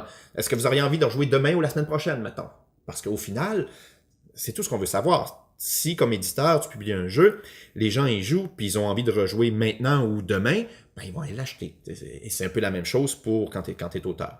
Donc, il faudra, pour les auteurs québécois, être capable d'aller chercher la bonne rétroaction sur leur jeu. Ça sera un défi. Mais comme je disais, il faut arriver à servir d'une espèce d'influence mixte qu'on peut avoir pour créer quelque chose de nouveau et d'original. Non, c'est vraiment cool. Puis, Mais je voudrais ajouter un truc, parce que tu parlais des grandes forces, puis tu sais, on a parlé des éditeurs, il y en a pas beaucoup, des auteurs, il y en a pas beaucoup. Par contre, une des grandes forces là, que je trouve, et c'est des compagnies qui sont établies depuis longtemps et qui sont très solides, c'est les distributeurs au Québec. Reste que c'est des gens qui sont présents, ils sont là dans les salons, et tu sais, ils mettent beaucoup d'efforts, c'est des compagnies qui sont quand même assez grosses. Il y en a pas beaucoup, mais il y en a quand même beaucoup pour le marché d'une certaine façon au Québec. Puis ça, pour moi, selon moi, c'est une des plus grandes forces de l'industrie un peu du jeu au Québec, c'est la force de ces distributeurs puis leur présence aussi dans les salons, parce que ce qu'on sait aussi, c'est beaucoup à l'étranger, ça va être beaucoup les éditeurs eux-mêmes qui vont aller faire leur présentation, qui vont aller pousser leurs jeux dans les salons et tout ça, alors que au Québec, comme il y a beaucoup de jeux étrangers... on est importateur. Exactement, ben c'est les distributeurs qui font ce job-là et ils font un très bon boulot. On pourrait les nommer d'ailleurs parce qu'ils sont pas souvent connus du public. Ils sont pas très nombreux. Parce que ils sont pas très nombreux, mais ils sont pas connus parce qu'ils ont pas de rapport direct. Non, puis leur logo est pas là, et le consommateur le voit jamais. Des fois, oui, mais... Mais en fait, même le consommateur, il voit pas même que si c'est un jeu le Scorpion logo est masqué. dessus, c'est ça, exact. Non, effectivement. Là. Mais parce que en fait, le distributeur ne vend pas en direct au consommateur. Alors, il y a ILO 307, qui est mon distributeur pour le Québec et le Canada. Il y a anciennement Distribution Le Valais, qui est devenu Luma. Il y a Foxmine, qui est distributeur. C'est vrai. Il y a Distribution Dude ou Dude Game, je suis pas certain comment elle s'appelle. Dude Distribution, donc avec Chantal Campagna. Il y a Randolph qui fait de la distribution aussi. Et puis, quand on fait une liste, j'en oublie toujours un. Donc, aide-moi. Gladius fait de l'autodistribution. Joe connaissant chose. Ludique Québec fait de l'autodistribution aussi. On avait Philosophia, qui était un énorme... Ouais, Asmodée, il y a Asmodée, on a oublié le plus gros. J'ai juste oublié le plus gros. Il y a Asmodée Canada qui Oubliez est le aussi- deal, là, ça se fait pas. Non, mais ça, c'est une loi de la nature. Quand tu fais une liste, tu vas toujours en dépasses 3, t'en oublies toujours. Ouais. Ouais, ben c'est triste, hein, des fois. Oui, on va remercier les distributeurs. On sait, ça, c'est vraiment ceux qui sont... les gens diaboliques de l'industrie du jeu, les vilains et tout ça. Donc, je sais pas s'il faut dire ça, non? Non, c'est pas ça la conclusion. On avait souvent parlé de ça, mais Ouais. non, on vous aime bien les distributeurs. Vous êtes le pilier fort du Québec, c'est ça qui en retire de la conversation. Puis c'est vrai, effectivement, puis ça vient sûrement du fait qu'on est des importateurs de jeux. Les distributeurs avaient pas le choix d'être proactifs, d'aller chercher des jeux, faire la localisation, les revendre ici. Donc c'est cool. Puis C'est une grosse job, hein, quand même. il y a une partie d'édition là-dedans, mais ça frôle, j'ai l'impression. Ils ont un choix. Ça, c'est une question amusante et même presque intéressante. C'est que, bon, moi, j'ai un distributeur, il est obligé de distribuer mes jeux. Maintenant, moi, je suis au Québec, c'est facile, le stock est là, ça va bien. Maintenant, imagine que toi, t'es un importateur, tu travailles pour Asmodée Canada, tu travailles pour ILO 307, puis tu distribues des jeux d'un éditeur qui est en France. Son stock est là-bas. Faut que tu les fasses venir. Évidemment, quand tu les fais venir, tu les achètes. Là. Ouais, Puis là, tu payes le shipping, transport. puis, Là, t'en fais venir combien? tu veux pas en faire venir trop, mais tu veux pas en faire venir pas assez, parce que Ouais. c'est pas Amazon Prime, le free shipping. Là. Puis le temps que, si tu dis, hey, j'en ai manqué, le temps que ça revienne, là, t'as 1 mois et demi, hein? Tu peux manquer le bateau carrément. Oh, manquer le bateau. Ouais, quelle bonne analogie! Non, mais c'est souvent ça qui arrive, pis c'est pour ça que souvent on va se retrouver en boutique, on va dire, ah ben le jeu est pas disponible, il y a out of print, il est en reprint, ben c'est souvent les délais de transport. Mais plus loin que ça, je veux dire, t'es le distributeur, puis au Québec, on fonctionne en distribution exclusive, contrairement aux Américains qui fonctionnent pas en distribution exclusive. Mais ça, tu te retrouves des fois comme distributeur, là, C'est diabolique, ça. Écoute bien, non, c'est vraiment méchant ce que je vais dire, si tu voulais des trucs diaboliques. Oui! Mais tu vois le problème qui arrive, c'est que, bon, tu distribues un éditeur dont t'aimes bien la plupart des jeux, mais des fois, il en sort un que, ouf, j'y crois pas en tout à ce jeu-là. Mais t'es obligé quand même de montrer un certain effort, parce que l'éditeur de l'autre côté, lui, il croit à son jeu, il a décidé de le faire, il a travaillé, il a investi dedans. Il s'attend à ce que tu fasses une bonne performance comme avec ses autres jeux. Et ça, à ce moment-là, je ne voudrais pas me retrouver dans les shorts du distributeur. Puis de refuser le truc ou de Ben, l'accepter. Tu peux pas le refuser. Ah. Mais Non, c'est mais sûr bon, maintenant ça. que si tu commandes 48 exemplaires pour un jeu pour tout le Canada, t'as un peu pas livré. légal, Ben, tu peux faire ce que tu veux, mais tu sais que l'éditeur qui est de l'autre côté de l'Atlantique sera pas tellement satisfait de Il la va être performance. triste. Il va être triste. Ouais, peut-être déçu. Il va peut-être changer de distributeur. Peut-être.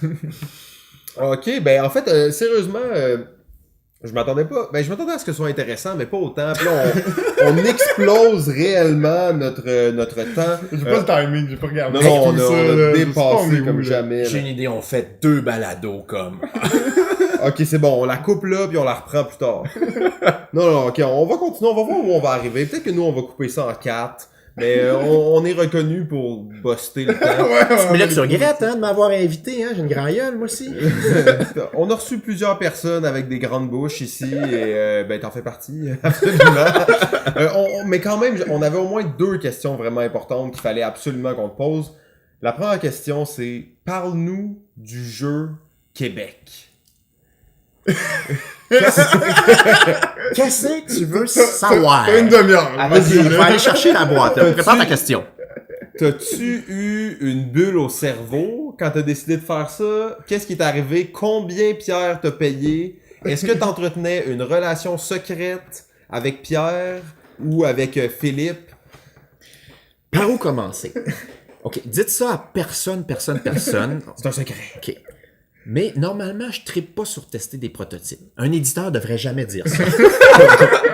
Ah, ton poteau, il a l'air de demander trop de tests. Non, moi je touche pas à ça. Maintenant, j'ai joué aux premières versions de Québec, je pense en 2006 ou 2007. Ouais. Et puis, le jeu a évolué, il a gagné le plateau, il a été signé chez Philo. Et comme Pierre et Philippe sont des amis, je participais parfois à certains tests pour développer le jeu.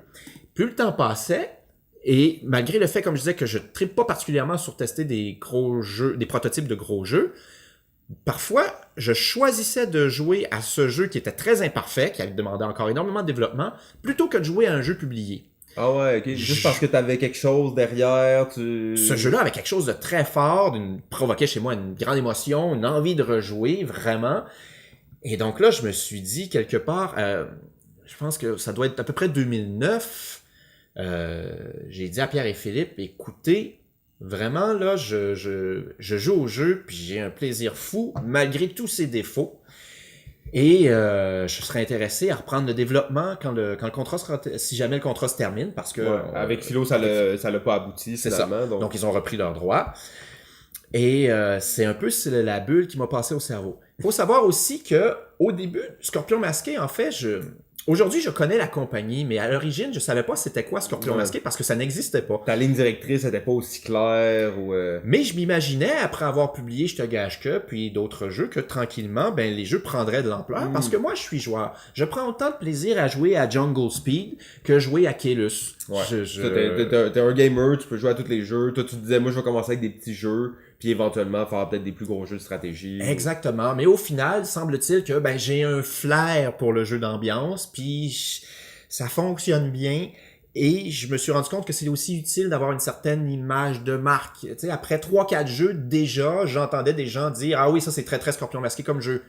C'est quand même pas mal, après seulement 3-4 jeux, d'arriver à avoir une image de marque auprès des joueurs. Moi, je me dis ça de Québec, en fait. Ah ouais, ça, c'est vraiment... c'est ça que je pensais. Fait que j'ai été un peu déçu quand j'ai vu les derniers jeux. Mais tu vois, comme joueur, je pense... Dans le jeu de stratégie, il y a 3 grands axes que j'aime beaucoup. Il y a les jeux de placement d'ouvriers, les jeux de majorité, puis les jeux de développement. Et Tout ce que Québec est. non, Québec n'est pas un jeu de développement. Non! Non, il y a pas, tu développes pas tes Ah, technologies. t'as pas de pour- machine, Non, ouais, c'est ok, ça. ouais, je comprends. Mais tu as un placement d'ouvrier puis tu as majorité. Donc, ça scorait fort chez moi. J'haïs les jeux d'enchères pour mourir. C'est d'un ennui sans fin pour moi. On a joué un jour à Magellan. On avait rebaptisé Flagellan. C'est un jeu dans lequel tu as des enchères dans la première manche. Puis gagner des enchères, ça te donne le droit de participer à des enchères de la deuxième. Mais bon, ceci pour dire que Québec correspondait beaucoup à mes goûts. Et j'avais un gros coup de cœur pour ce jeu-là, puis j'ai dit, tiens, je veux le faire, j'avais envie, c'était un défi pour moi, parce que je dois vous avouer que le jeu d'ambiance, il a ceci. C'est long avant d'avoir une bonne idée pour un jeu d'ambiance. C'est quoi un jeu d'ambiance? Un jeu de party, Ah, un ok, jeu c'est bon. léger qui repose sur à peu près une règle ou deux. Ok. Comme Scorpion Masqué est capable de faire. Ok. Et, Juste pour être sûr. Oui. C'est un terme ambigu pour moi. ok. On y reviendra parce que d'ailleurs, Decrypto sur BGG est classé dans Party Game. Pour moi, c'est pas un jeu de party. Cranium, c'est un jeu de party. Tabou, c'est un jeu de party. Pas Decrypto.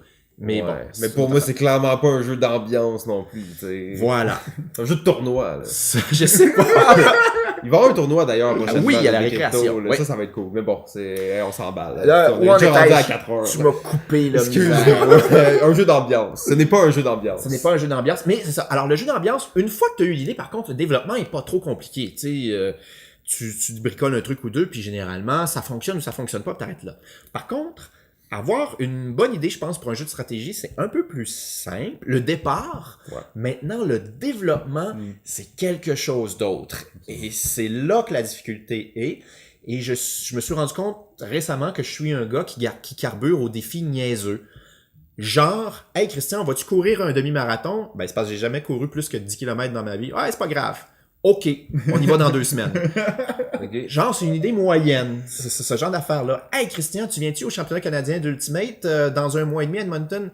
Luxe, parce que ça fait 6 ans que je suis pas allé au championnat canadien. Je m'entraîne plus. J'ai 10-12 livres à perdre. C'est dans 1 mois et demi. Ah, c'est pas grave, viens-t'en.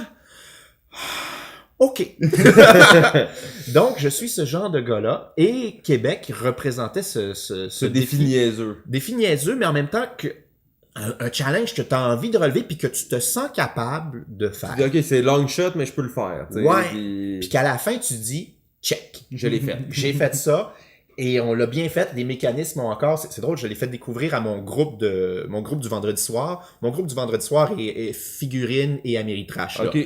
Pas euro. Fait que une semaine sur 3, j'arrive à leur passer un. Fait que quand il voit des cubes en bois, il capote. Ah, là, écoute, puis ils là, s'en vont, genre. Quand on a fini la partie de Navigator, un de mes jeux préférés de McGertz, ils ont fini en disant ouais, ben je pense que j'aurais préféré remplir mon rapport d'impôt là.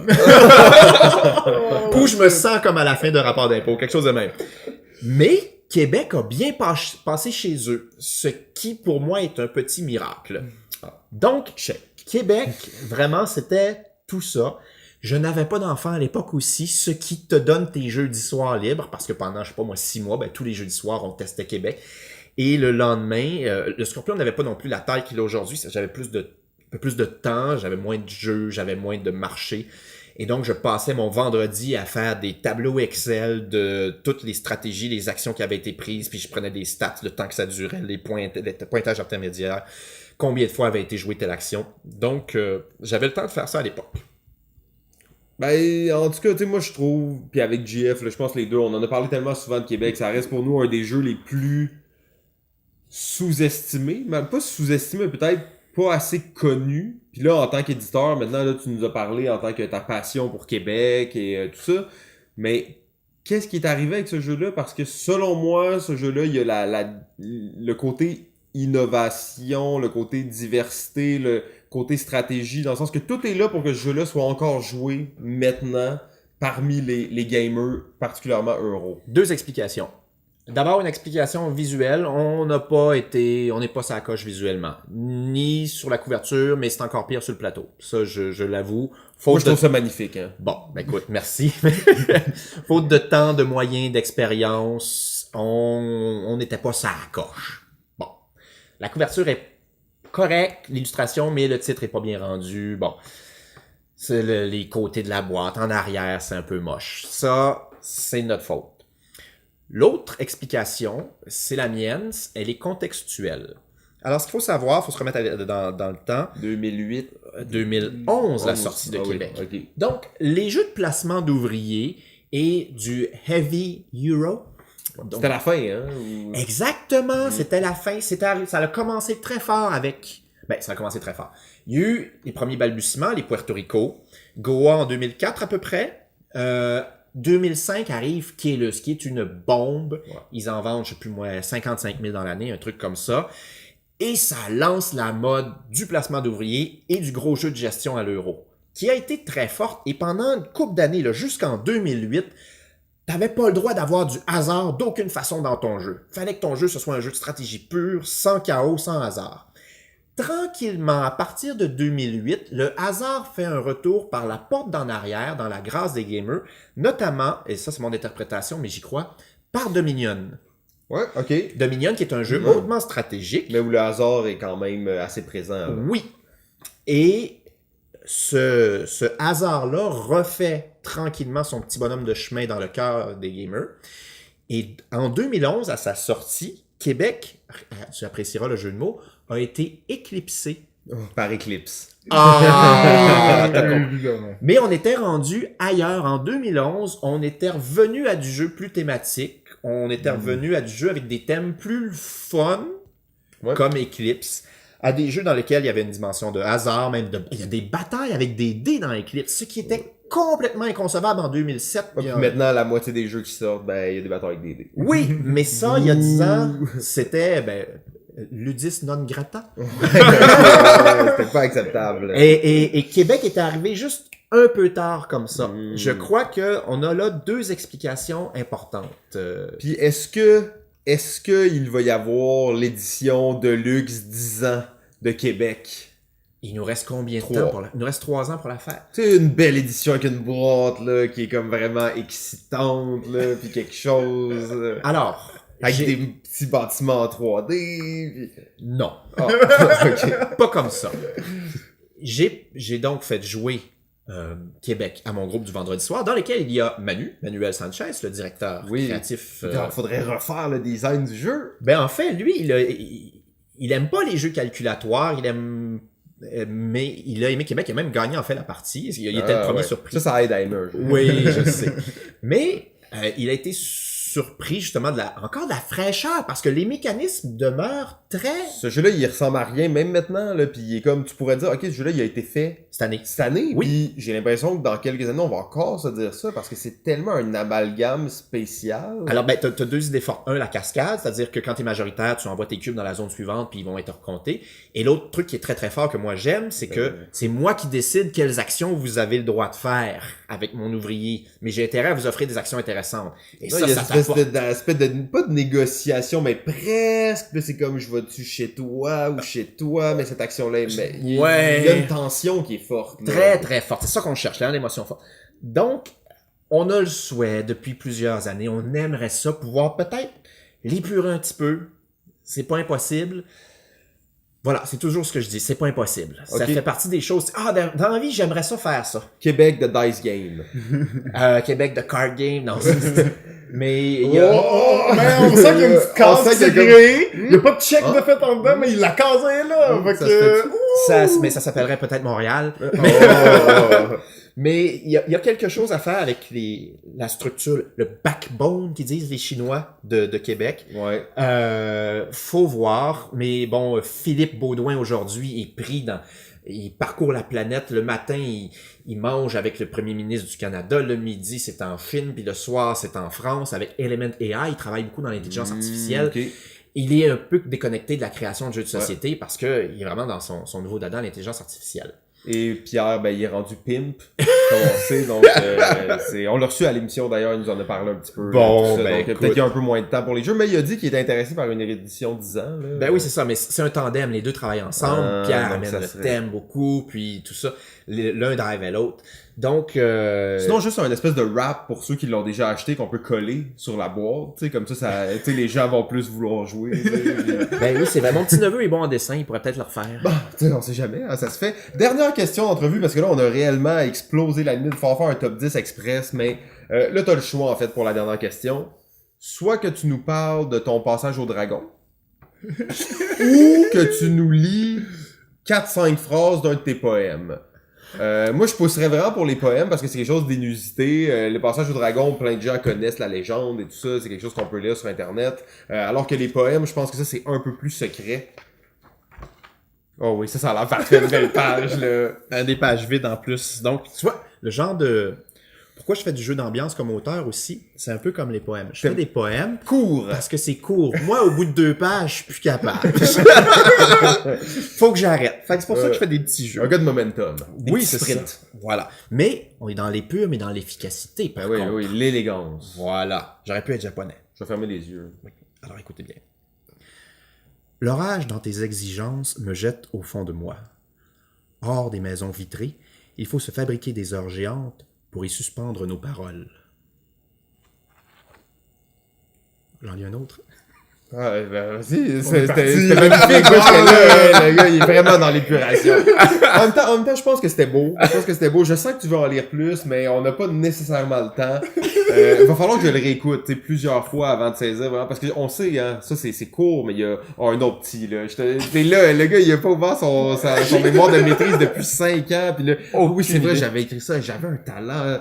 Il y a le mot éclipse dans celui-là. Ok, c'est bon, on y va avec un petit dernier, au moins, pour clore l'entrevue, là. Je me souviens, tu portais cette éclipse, une minute enfouie en nous, au milieu de mots échappés. J'habillais les jours de neige lourde. Comme nous disions, peu importe. Mon top 10. Ok, ben non, ça c'est bon, on voit que c'est un homme à multiples talents et tout ça, pis c'est pas de la frime quand on dit que c'est un poète.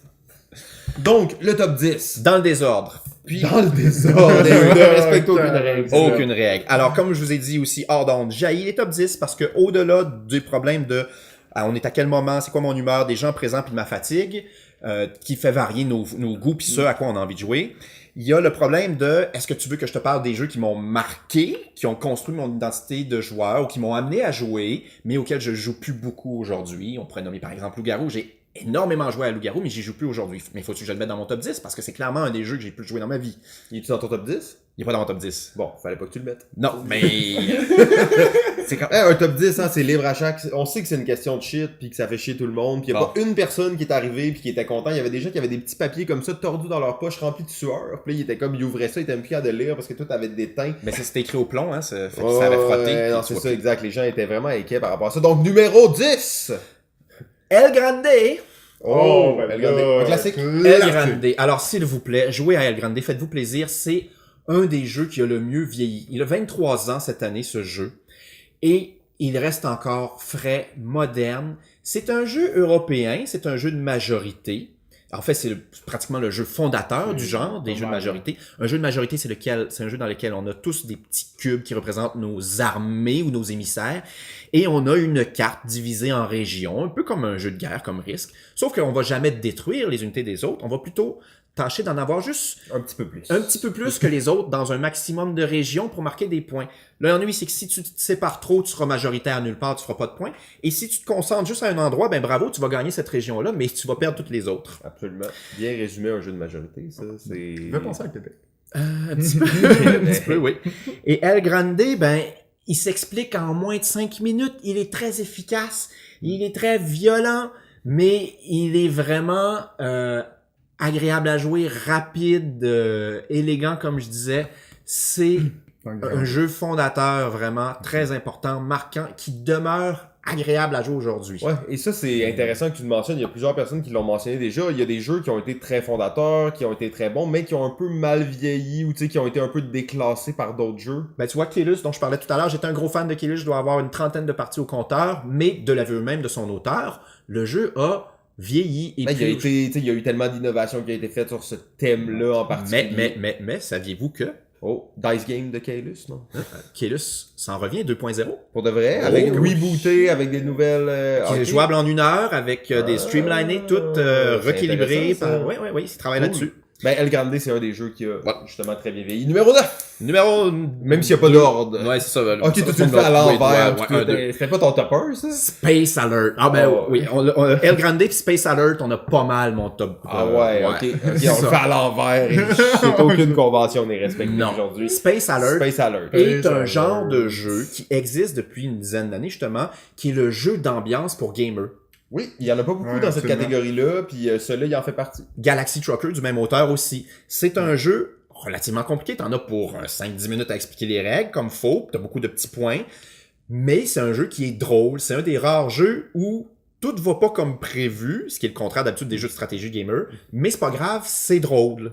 Puis le fait qu'il est coop, ça aide un peu cet aspect de chaos. Justement, ouais, on peut parler de Galaxy Trucker maintenant parce que c'est parti pour un bout là. Mais... Non, mais il est pas dans mon top 10. Non, c'est Mais ça. tu vois, puis Space Alert aussi, c'est un jeu coop, c'est un des rares jeux coop où t'as pas le problème du mâle alpha ou du joueur alpha. Pardon. Le temps réel C'est le temps permet réel, d'empêcher ça. Puis, Donc, Space Alert, rapidement, c'est un jeu coopératif. On est dans un vaisseau et on se fait attaquer. Et là, on a une bande-annonce qui nous dit en temps réel les menaces qui arrivent vers nous. Donc, est-ce que c'est des vaisseaux ou des astéroïdes qui foncent sur nous, ou bien un virus qui est rentré dans notre ordinateur, ou un alien qui a carrément pris d'assaut notre navette spatiale. Et nous, on va programmer des actions. Et une fois que le temps est terminé, on va simplement résoudre ce qu'on a programmé et voir si on résiste encore et toujours à l'envahisseur. Non, très cool comme concept aussi. Puis avec l'idée qu'ils ont rajouté une application maintenant, ben ça... Ah, je savais même pas. Ouais, où la trame sonore est rendue, tu peux l'avoir sur une application, Ok. donc elle est plus toujours la même si il y en avait quand même quelques-unes, puis c'était dur de s'en rappeler, mais là, ça te crée des genres d'encounters aléatoires à chaque fois. Fait que ça ajoute un petit touche. Génial.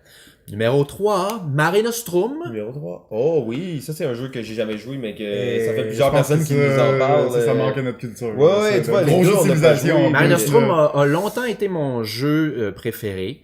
Mare Nostrum, et c'est un genre, comme tu l'as dit, le genre civilisation qui en a eu beaucoup. C'est à mon sens, des meilleures... Il n'est pas purement civilisation parce que tu ne développes pas tant que ça. Tu sais, l'aspect mécanique puis améliorer son engine, c'est pas tellement là. Mais on est autour de la Méditerranée puis on incarne une vieille civilisation, machin. Ce qu'il y a de bien dans Mare Nostrum, c'est qu'on a vraiment le croisement de l'école américaine et de l'école allemande. La thématique est présente. La thématique est présente. On a des combats avec des dés. Puis on peut attaquer les autres joueurs. Donc, on a le côté américain. Puis on sent vraiment très bien le thème. On a des pouvoirs spéciaux qui sont très différents, surtout avec l'extension. Donc, tu peux avoir des dizaines et des dizaines de pouvoirs différents. De l'autre côté, on a toute l'élégance d'un jeu allemand qui se joue en 3 phases avec une mécanique de commerce très maligne qui a été reprise plus tard pour faire juste un jeu qui s'appelait Mundus Novus de Bruno Catala et Serge Laget. Donc, si vous avez joué à ce jeu-là, publié chez Asmodée, c'est juste la phase de commerce qu'il y avait dans Mare Nostrum. Ok. Et donc, vraiment, Mare Nostrum est à la croisée des chemins. Et c'est un jeu qui date d'environ 2003. Mais vraiment, j'ai pas joué à la réédition. Moi, je n'ai que la vieille version qui reste vraiment un super beau jeu. Et qui joue en 2 heures. C'est très agréable. Un beau gros jeu de plateau avec, tu sais, c'est épique, puis on a chacun nos figurines. Mais ça dure un nombre de temps respectable. Ouais, c'est ça. Numéro 4. Numéro 4. Numéro 7. Ouais, c'est quelque chose de même. Perudo. Ouh, Oh, Perudo, shit. le Hein? jeu d'ambiance. Parfait. Écoute, je veux dire, les jeux de bluff, c'est fort le bluff, hein. C'est... Quand c'est t'avances, là, pis tu calls 5-6, t'en as pas un maudit en dessous de ton gobelet, là. Ça, c'est drôle. Pis t'as le chic. Juste ça, hein, ça marcherait pas pareil si c'était autre chose. Ça met un fun noir, pis c'est pour ça que j'ai mis Perudo à la place de Caca à la canne poker, Bug Bluff, ou le poker des cafards, je sais pas comment vous l'appelez, mais qui est aussi un jeu de bluff pur. En fait, c'est une once, là. Tu te l'insères dans la veine, là. Sauf que Perudo, il y a quelque chose dans le matériel et dans le truc impossible qui arrive. Il y a toujours dans une game, un mané, quelqu'un qui a 6 pacos pis qui te lève ça pis tu te dis, ah, c'est incroyable! Ah oui, ça vient de se produire, tu sais, je veux dire, t'as 18 dés pis t'as 17-6 pis tu fais comme, mais voyons donc! Dans quel monde sommes-nous? Donc, ça se passe à Perudo, c'est cool. Absolument, très bon choix. J'ai mis Insider, dont vous avez Oh. amplement parlé. Magnifique. Un peu parce que il vient faire la job du jeu à identité secrète, Ouais. mais aussi un peu la job jeu de devinette, jeu de party. Le qu'on jeu de aime. devinette vraiment simple. Oui, tu sais. faut que tu devines mon mot. Ah, J'ai le- sa coche dans ma tête. Tu sais, c'est... Le jeu de devinette, mais c'est... Non, vas-y. Non, mais c'est... ça va rejoindre un peu quasiment, je t'allais dire, l'identité québécoise dans le jeu de party. On est à Noël, t'es en groupe, pis t'as ma tante chose qui me fait deviner sa coche en mimant. Bon, c'est pas ça, Insider.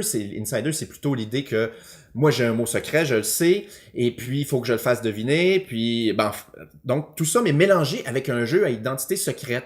Et c'est à la fois très traditionnel puis très novateur en même temps des mélangés dans une game qui dure quoi là, 4 minutes? Ouais, à peu près. C'est vraiment rapide. Là, Ouais. t'sais. Mais On Game, il m'impressionne tellement. La ligne de jeu qu'ils sont en train de créer là, pour moi, c'est vraiment impressionnant. Là. T'sais, chaque jeu qui sort, t'es comme, ok, ça ressemble à plein d'affaires que je connais, mais ils Et là, c'est vraiment japonais, là, tu sais, ils l'ont minimalisé, ils en ont tiré l'essence, puis comme, t'es comme, oh, c'est La trop- substantifique moelle. Ah, ouais, bien dit, bien dit. On est vieux, on est T'as-tu vieux. ça dans ton mémoire, ou non? Non, mais évidemment, c'est un film qui m'a marqué. Numéro 4! Numéro 4 ou 6, mais où es-tu? Ah, il est ici. Ah, ben, tout ce qui est, pas tout ce qui est, mais, CCG. ouais, Magic / jeu de cartes à collectionner, donc on en nommera 3. Magic, Star Wars CCG par l'éditeur Decipher, donc qui est le premier jeu de cartes à collectionner dans l'univers de Star Wars. Et ce jeu-là, encore aujourd'hui, il a son fanbase parce que c'est un jeu qui était narratif à un point qu'on ne soupçonne pas. Pour un CCG. Pour un CCG, ah oui, vraiment. C'est quoi le nom, excuse-moi? Star Wars CCG, Customizable Card Game. Customizable, pas collectionable. Donc, Customizable. Ok. Et je pense qu'ils ont enlevé le collectionnable justement pour faire moins peur. C'était par le défunt éditeur Decipher. Decipher, des cryptos, tout est dans tout. Ah, Et donc, dans C'est Star vrai, Wars... ça? Ok, c'est bon. J'étais comme, hey, shit, le Power Rangers va arriver bientôt. Mais dans Star Wars CCG, tu pouvais mettre la Death Star en jeu, mais tu avais un rayon pour la péter. Tu pouvais convertir Luke au Darkseid. Tu pouvais prendre Luke qui était vraiment pas bon, mais lui faire des Jedi tests pour le rendre Jedi Master. Tu pouvais vraiment... Tout était narratif. Tu pouvais avoir Lando Calrissian qui était méchant au début, mais le remplacer par sa version gentille. Tu pouvais avoir... Et tout ce qui était dans l'univers de Star Wars. Je mets un costume de Stormtrooper pour me faire passer pour un Stormtrooper puis rentrer dans la Death Star. C'était là dans le jeu. Alors vraiment, d'un point de vue narratif, c'était malade. Le jeu n'était pas sans défaut, mais tu avais vraiment quelque chose d'original. Puis ce qui est très cool aussi, c'est que ton deck de cartes était obligé d'avoir 60. C'était... Et là, on parle d'un jeu qui date de 95. C'était à la fois les cartes avec lesquelles tu jouais, mais c'était aussi ton mana et tes points de vie. Ah ouais. Donc, tu sais, aujourd'hui, quand on se fascine pour les jeux comme Glory to Rome où une carte sert à 2-3 affaires, ça ben, existait depuis longtemps. ouais, c'est ça. Puis il l'avait fait d'une façon originale. Fait que là, plus tu pigeais de cartes, ben, plus tu avais de grandes possibilités pour les jouer, mais ça voulait dire deux choses. Que tu avais moins de points de vie, parce que tes points de vie, c'est ton deck. T'as plus de deck, t'es mort. Deuxième affaire, si tu piges beaucoup de cartes, c'est que t'as plus de mana pour les caster. Et t'avais une belle tension, là, vraiment, ça a été un beau jeu, que j'ai mis beaucoup trop d'argent dedans. T'as-tu encore ça ou? J'ai encore mes rares, puis peut-être mes decks. Ok. Un jour, faudrait peut-être. Je te montrerai ça après. Et enfin, Warhammer Invasion, le premier LCG, en fait, de Fantasy Flight Games, qui est, disons-le, un clone de Magic, mais qui est arrivé plus tard, donc qui a su apprendre des qualités et des défauts de Magic. Et Warhammer Invasion est un jeu violent. Et c'est jouissif. Tu joues un tour, t'es sûr que tu viens de gagner la game, et là, tout à coup, l'autre, il ressort un truc impossible, puis là, bang, vlant dans les dents. Et le jeu est rapide, parce qu'une carte, quand tu la mets en jeu, tu peux la mettre soit pour qu'elle aille se battre, parce que c'est le but, c'est d'attaquer l'autre, soit pour avoir plus de mana pour caster, appelons-le comme ça, ou tu peux la mettre de l'autre côté de ton board pour piger plus de cartes. Et là, tu as un beau dilemme. Est-ce que je vais me défendre et attaquer? Ou est-ce que je veux avoir plus de mana pour caster? Ou est-ce que je veux avoir plus de cartes parce que j'en ai besoin pour... Et c'est vraiment très, très, très malin. Ah, ben c'est cool ça. C'est pas des jeux que je jouais beaucoup en fait. Non, c'est ça, exact. C'était 3 jeux là, ça. Je suis bon vendeur, moi là. Très bon vendeur, mais un bon tricheur. Hein. Ah là là là là. Numéro 7? Numéro 7, j'ai mis Roll / Race for the Galaxy. Donc, écoutez, Encore une fois, 2 jeux. ouais, mais attends. Ce qui est beau avec Roll et Race, c'est que c'est le même jeu puis c'est pas le même jeu. Tu joues une game de Roll, t'as envie de jouer à Race. Tu joues une game de Race, t'as envie de jouer à Roll. Ok, ah, c'est vraiment cool. En tout cas, moi, j'ai J'ai pas joué à Roll, mais j'ai adoré Race for the Galaxy dans le bon vieux temps. Dans le bon vieux temps, ça se passait de même. Mais- Bon. Ça Et se passait de même dans le bon vieux temps. donc, t'as quel âge, Simon, déjà? Ah, ça c'est pas, on peut pas mentionner ça. Hey, je me suis compromis sur bien plus d'affaires, là. Allez. Moi j'étais ouais, c'est ça, à peu T'es-tu près. né des années 70? Non, Ah. je suis dans la génération plus quand même. Je suis là, plus t'sais. vieux que toi, donc. Ah, moi j'étais un enfant des années 80. OK. Alors, Roll for the Galaxy, jeu de cartes où on va développer... Bon, le thème, on le sent plus ou moins, mais bon, petit jeu à combo, puis tu développes ton engine. Ça, j'aime bien ça. Je l'ai dit, j'aimais les jeux de Ouais. développement. Beau jeu de cartes, là. Oui, et puis c'est rapide, et puis tu piges beaucoup de cartes pour que tu fasses des choix, puis qui a popularisé le truc, justement, dans le même temps que San Juan, un peu, de dire, je paie en cartes ce que je dois mettre en jeu et ça te crée un beau dilemme. Et puis là, ben, quelques années plus tard arrive, là j'ai parlé de Race, là je parle de Roll for the Galaxy, donc la version D qui est pareille mais complètement différent en même temps. Puis c'est ça qui est cool. T'as la même expérience, le fun, mais différente. Y a-tu quand même des cartes? T'as des tuiles Ok. qui sont tes développements et tes planètes que tu colonises. Puis tes dés, c'est des ouvriers. Fait que ce que je trouve la beauté du jeu, c'est que tu provoques des émotions similaires mais différentes dans un univers similaire mais différent. Ok. Donc vraiment, t'as le même fun de développement. Puis Mais tu dis complètement pas, fun. ils ont juste fait un dice game d'un jeu. Ah, pour, non, non, tu sais, non, comme On peut bien appeler comme ça, pensé, là, non puis, plus, faut dire, là. Non, mais c'est drôle parce que j'ai récemment acheté Race alors que j'avais déjà Roll. Puis on me disait, ah, mais pourquoi avoir les deux? Puis non, vraiment, je suis heureux. C'est important d'avoir les deux. Ouais.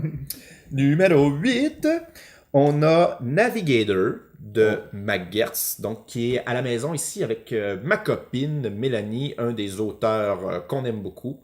Donc on a Imperial 2030, on a Antique, on a Concordia, on avait beaucoup aussi aimé même Machu Picchu qui est loin d'être celui que les gens ont préféré chez McGertz. Jamais joué. Et donc, McGertz qui avait inventé un système de roue d'action. Donc, il y a à peu près 8 cases là, de mémoire dans une roue d'action de McGertz. Et ton pion, ben, tu le fais commencer sur l'action de ton choix.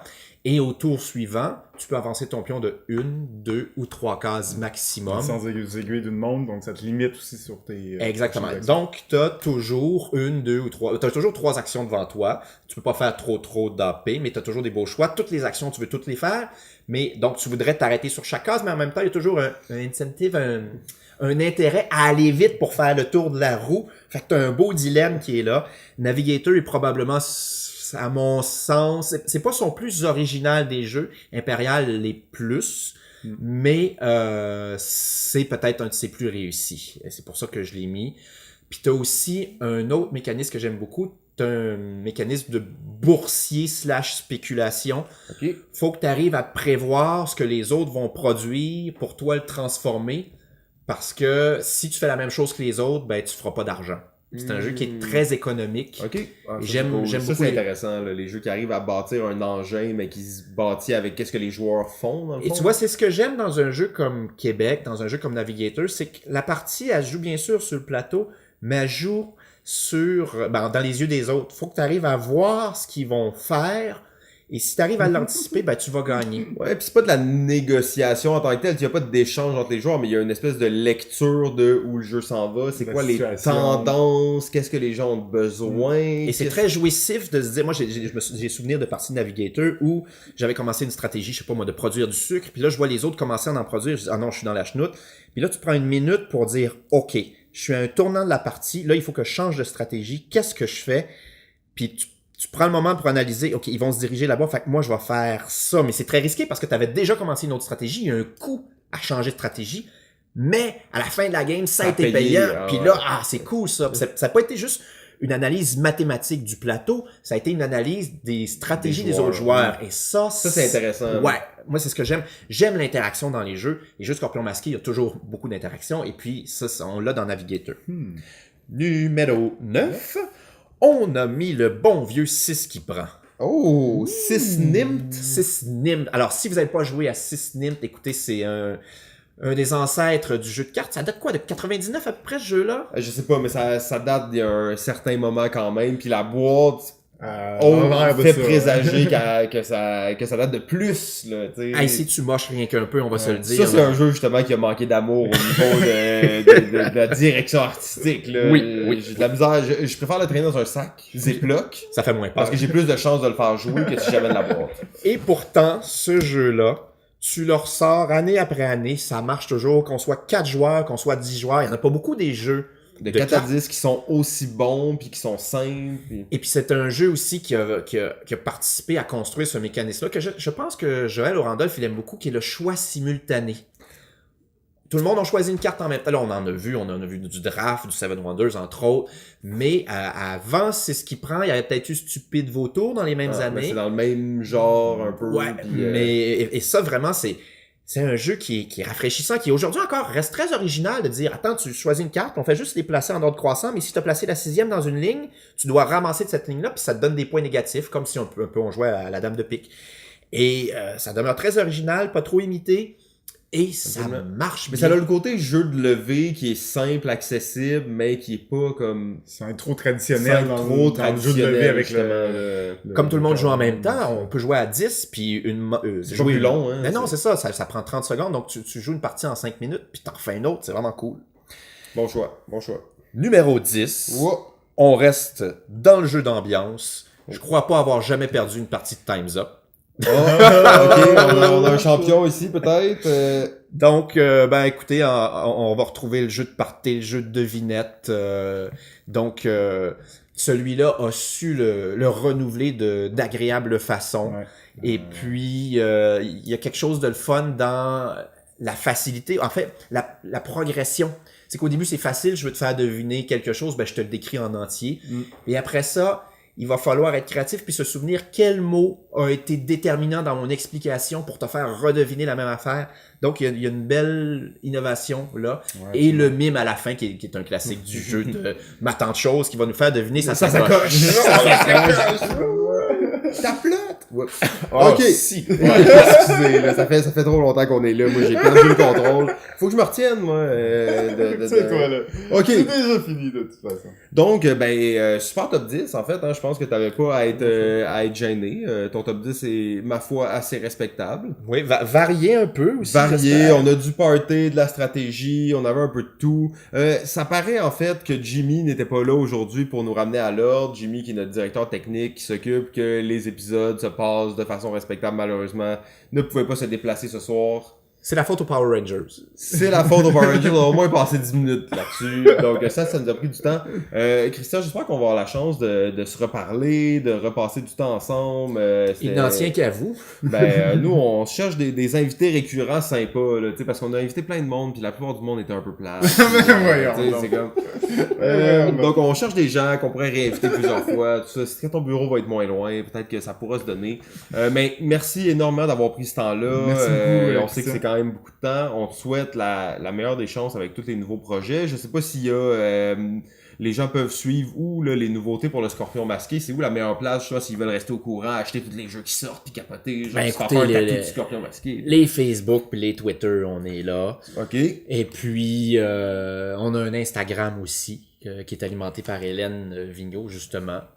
Et puis, écoute, cette année, rapidement, on va sortir. Je me permets une petite plug. Vas-y, on est là pour ça. Vous avez vu, donc, c'est pas faux, Patate Ninja qui va sortir plus tard cette année. Quel genre de jeu, ça? Écoute, c'est pas faux, c'est typiquement le genre de jeu dont personne ne parle, mais qu'on vend à 4-5 000 exemplaires depuis 6 ans, steady, ce qui est très bien en fait. Donc, c'est pas faux, c'est un jeu dans lequel un joueur pose des questions aux autres joueurs et il va montrer un signe qui vous indique s'il faut donner une bonne ou une mauvaise réponse. Donc, je te montre le signe carré rouge qui t'a donné une mauvaise réponse. En même temps, je te demande de quelle couleur sont les schtroumpfs. Faut que tu répondes plus vite que JF, bleu. Pas bleu, en fait, vert.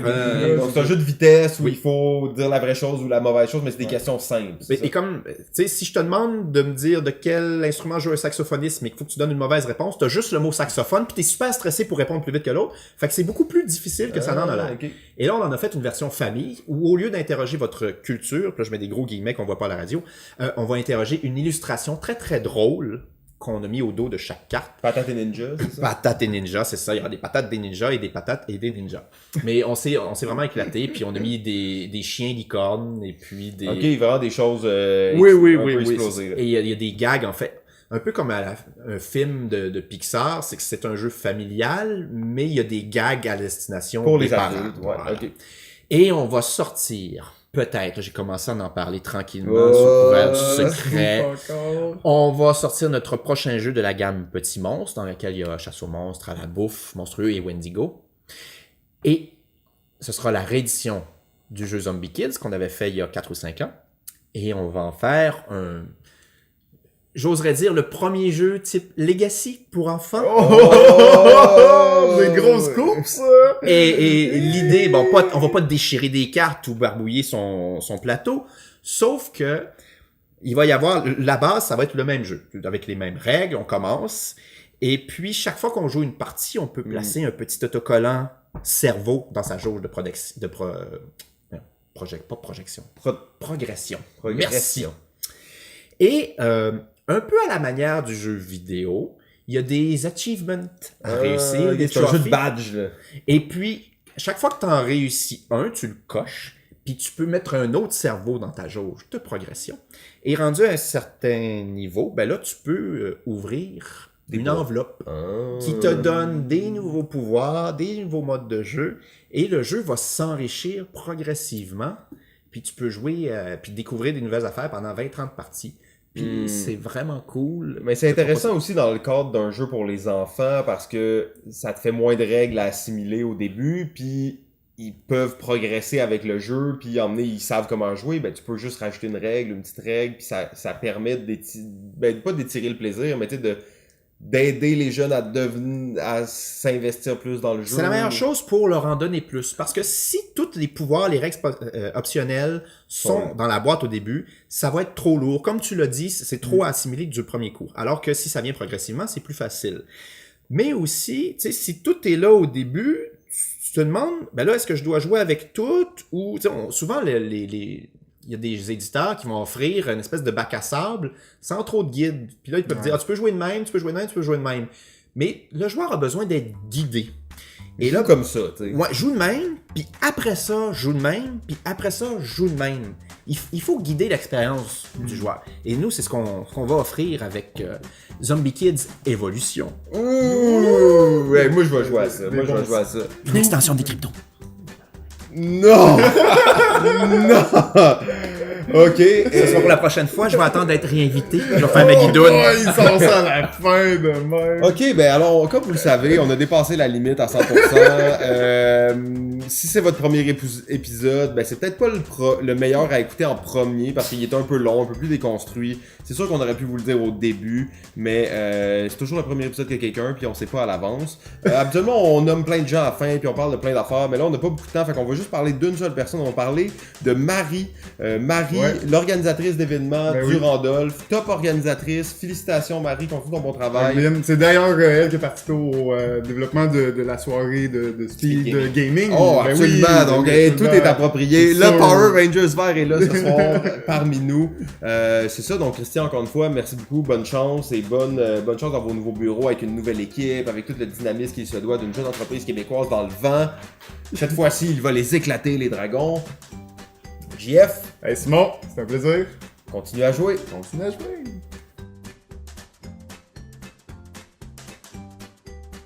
Balado Ludique remercie son diffuseur jeu.ca. La musique est une gracieuseté de bensound.com.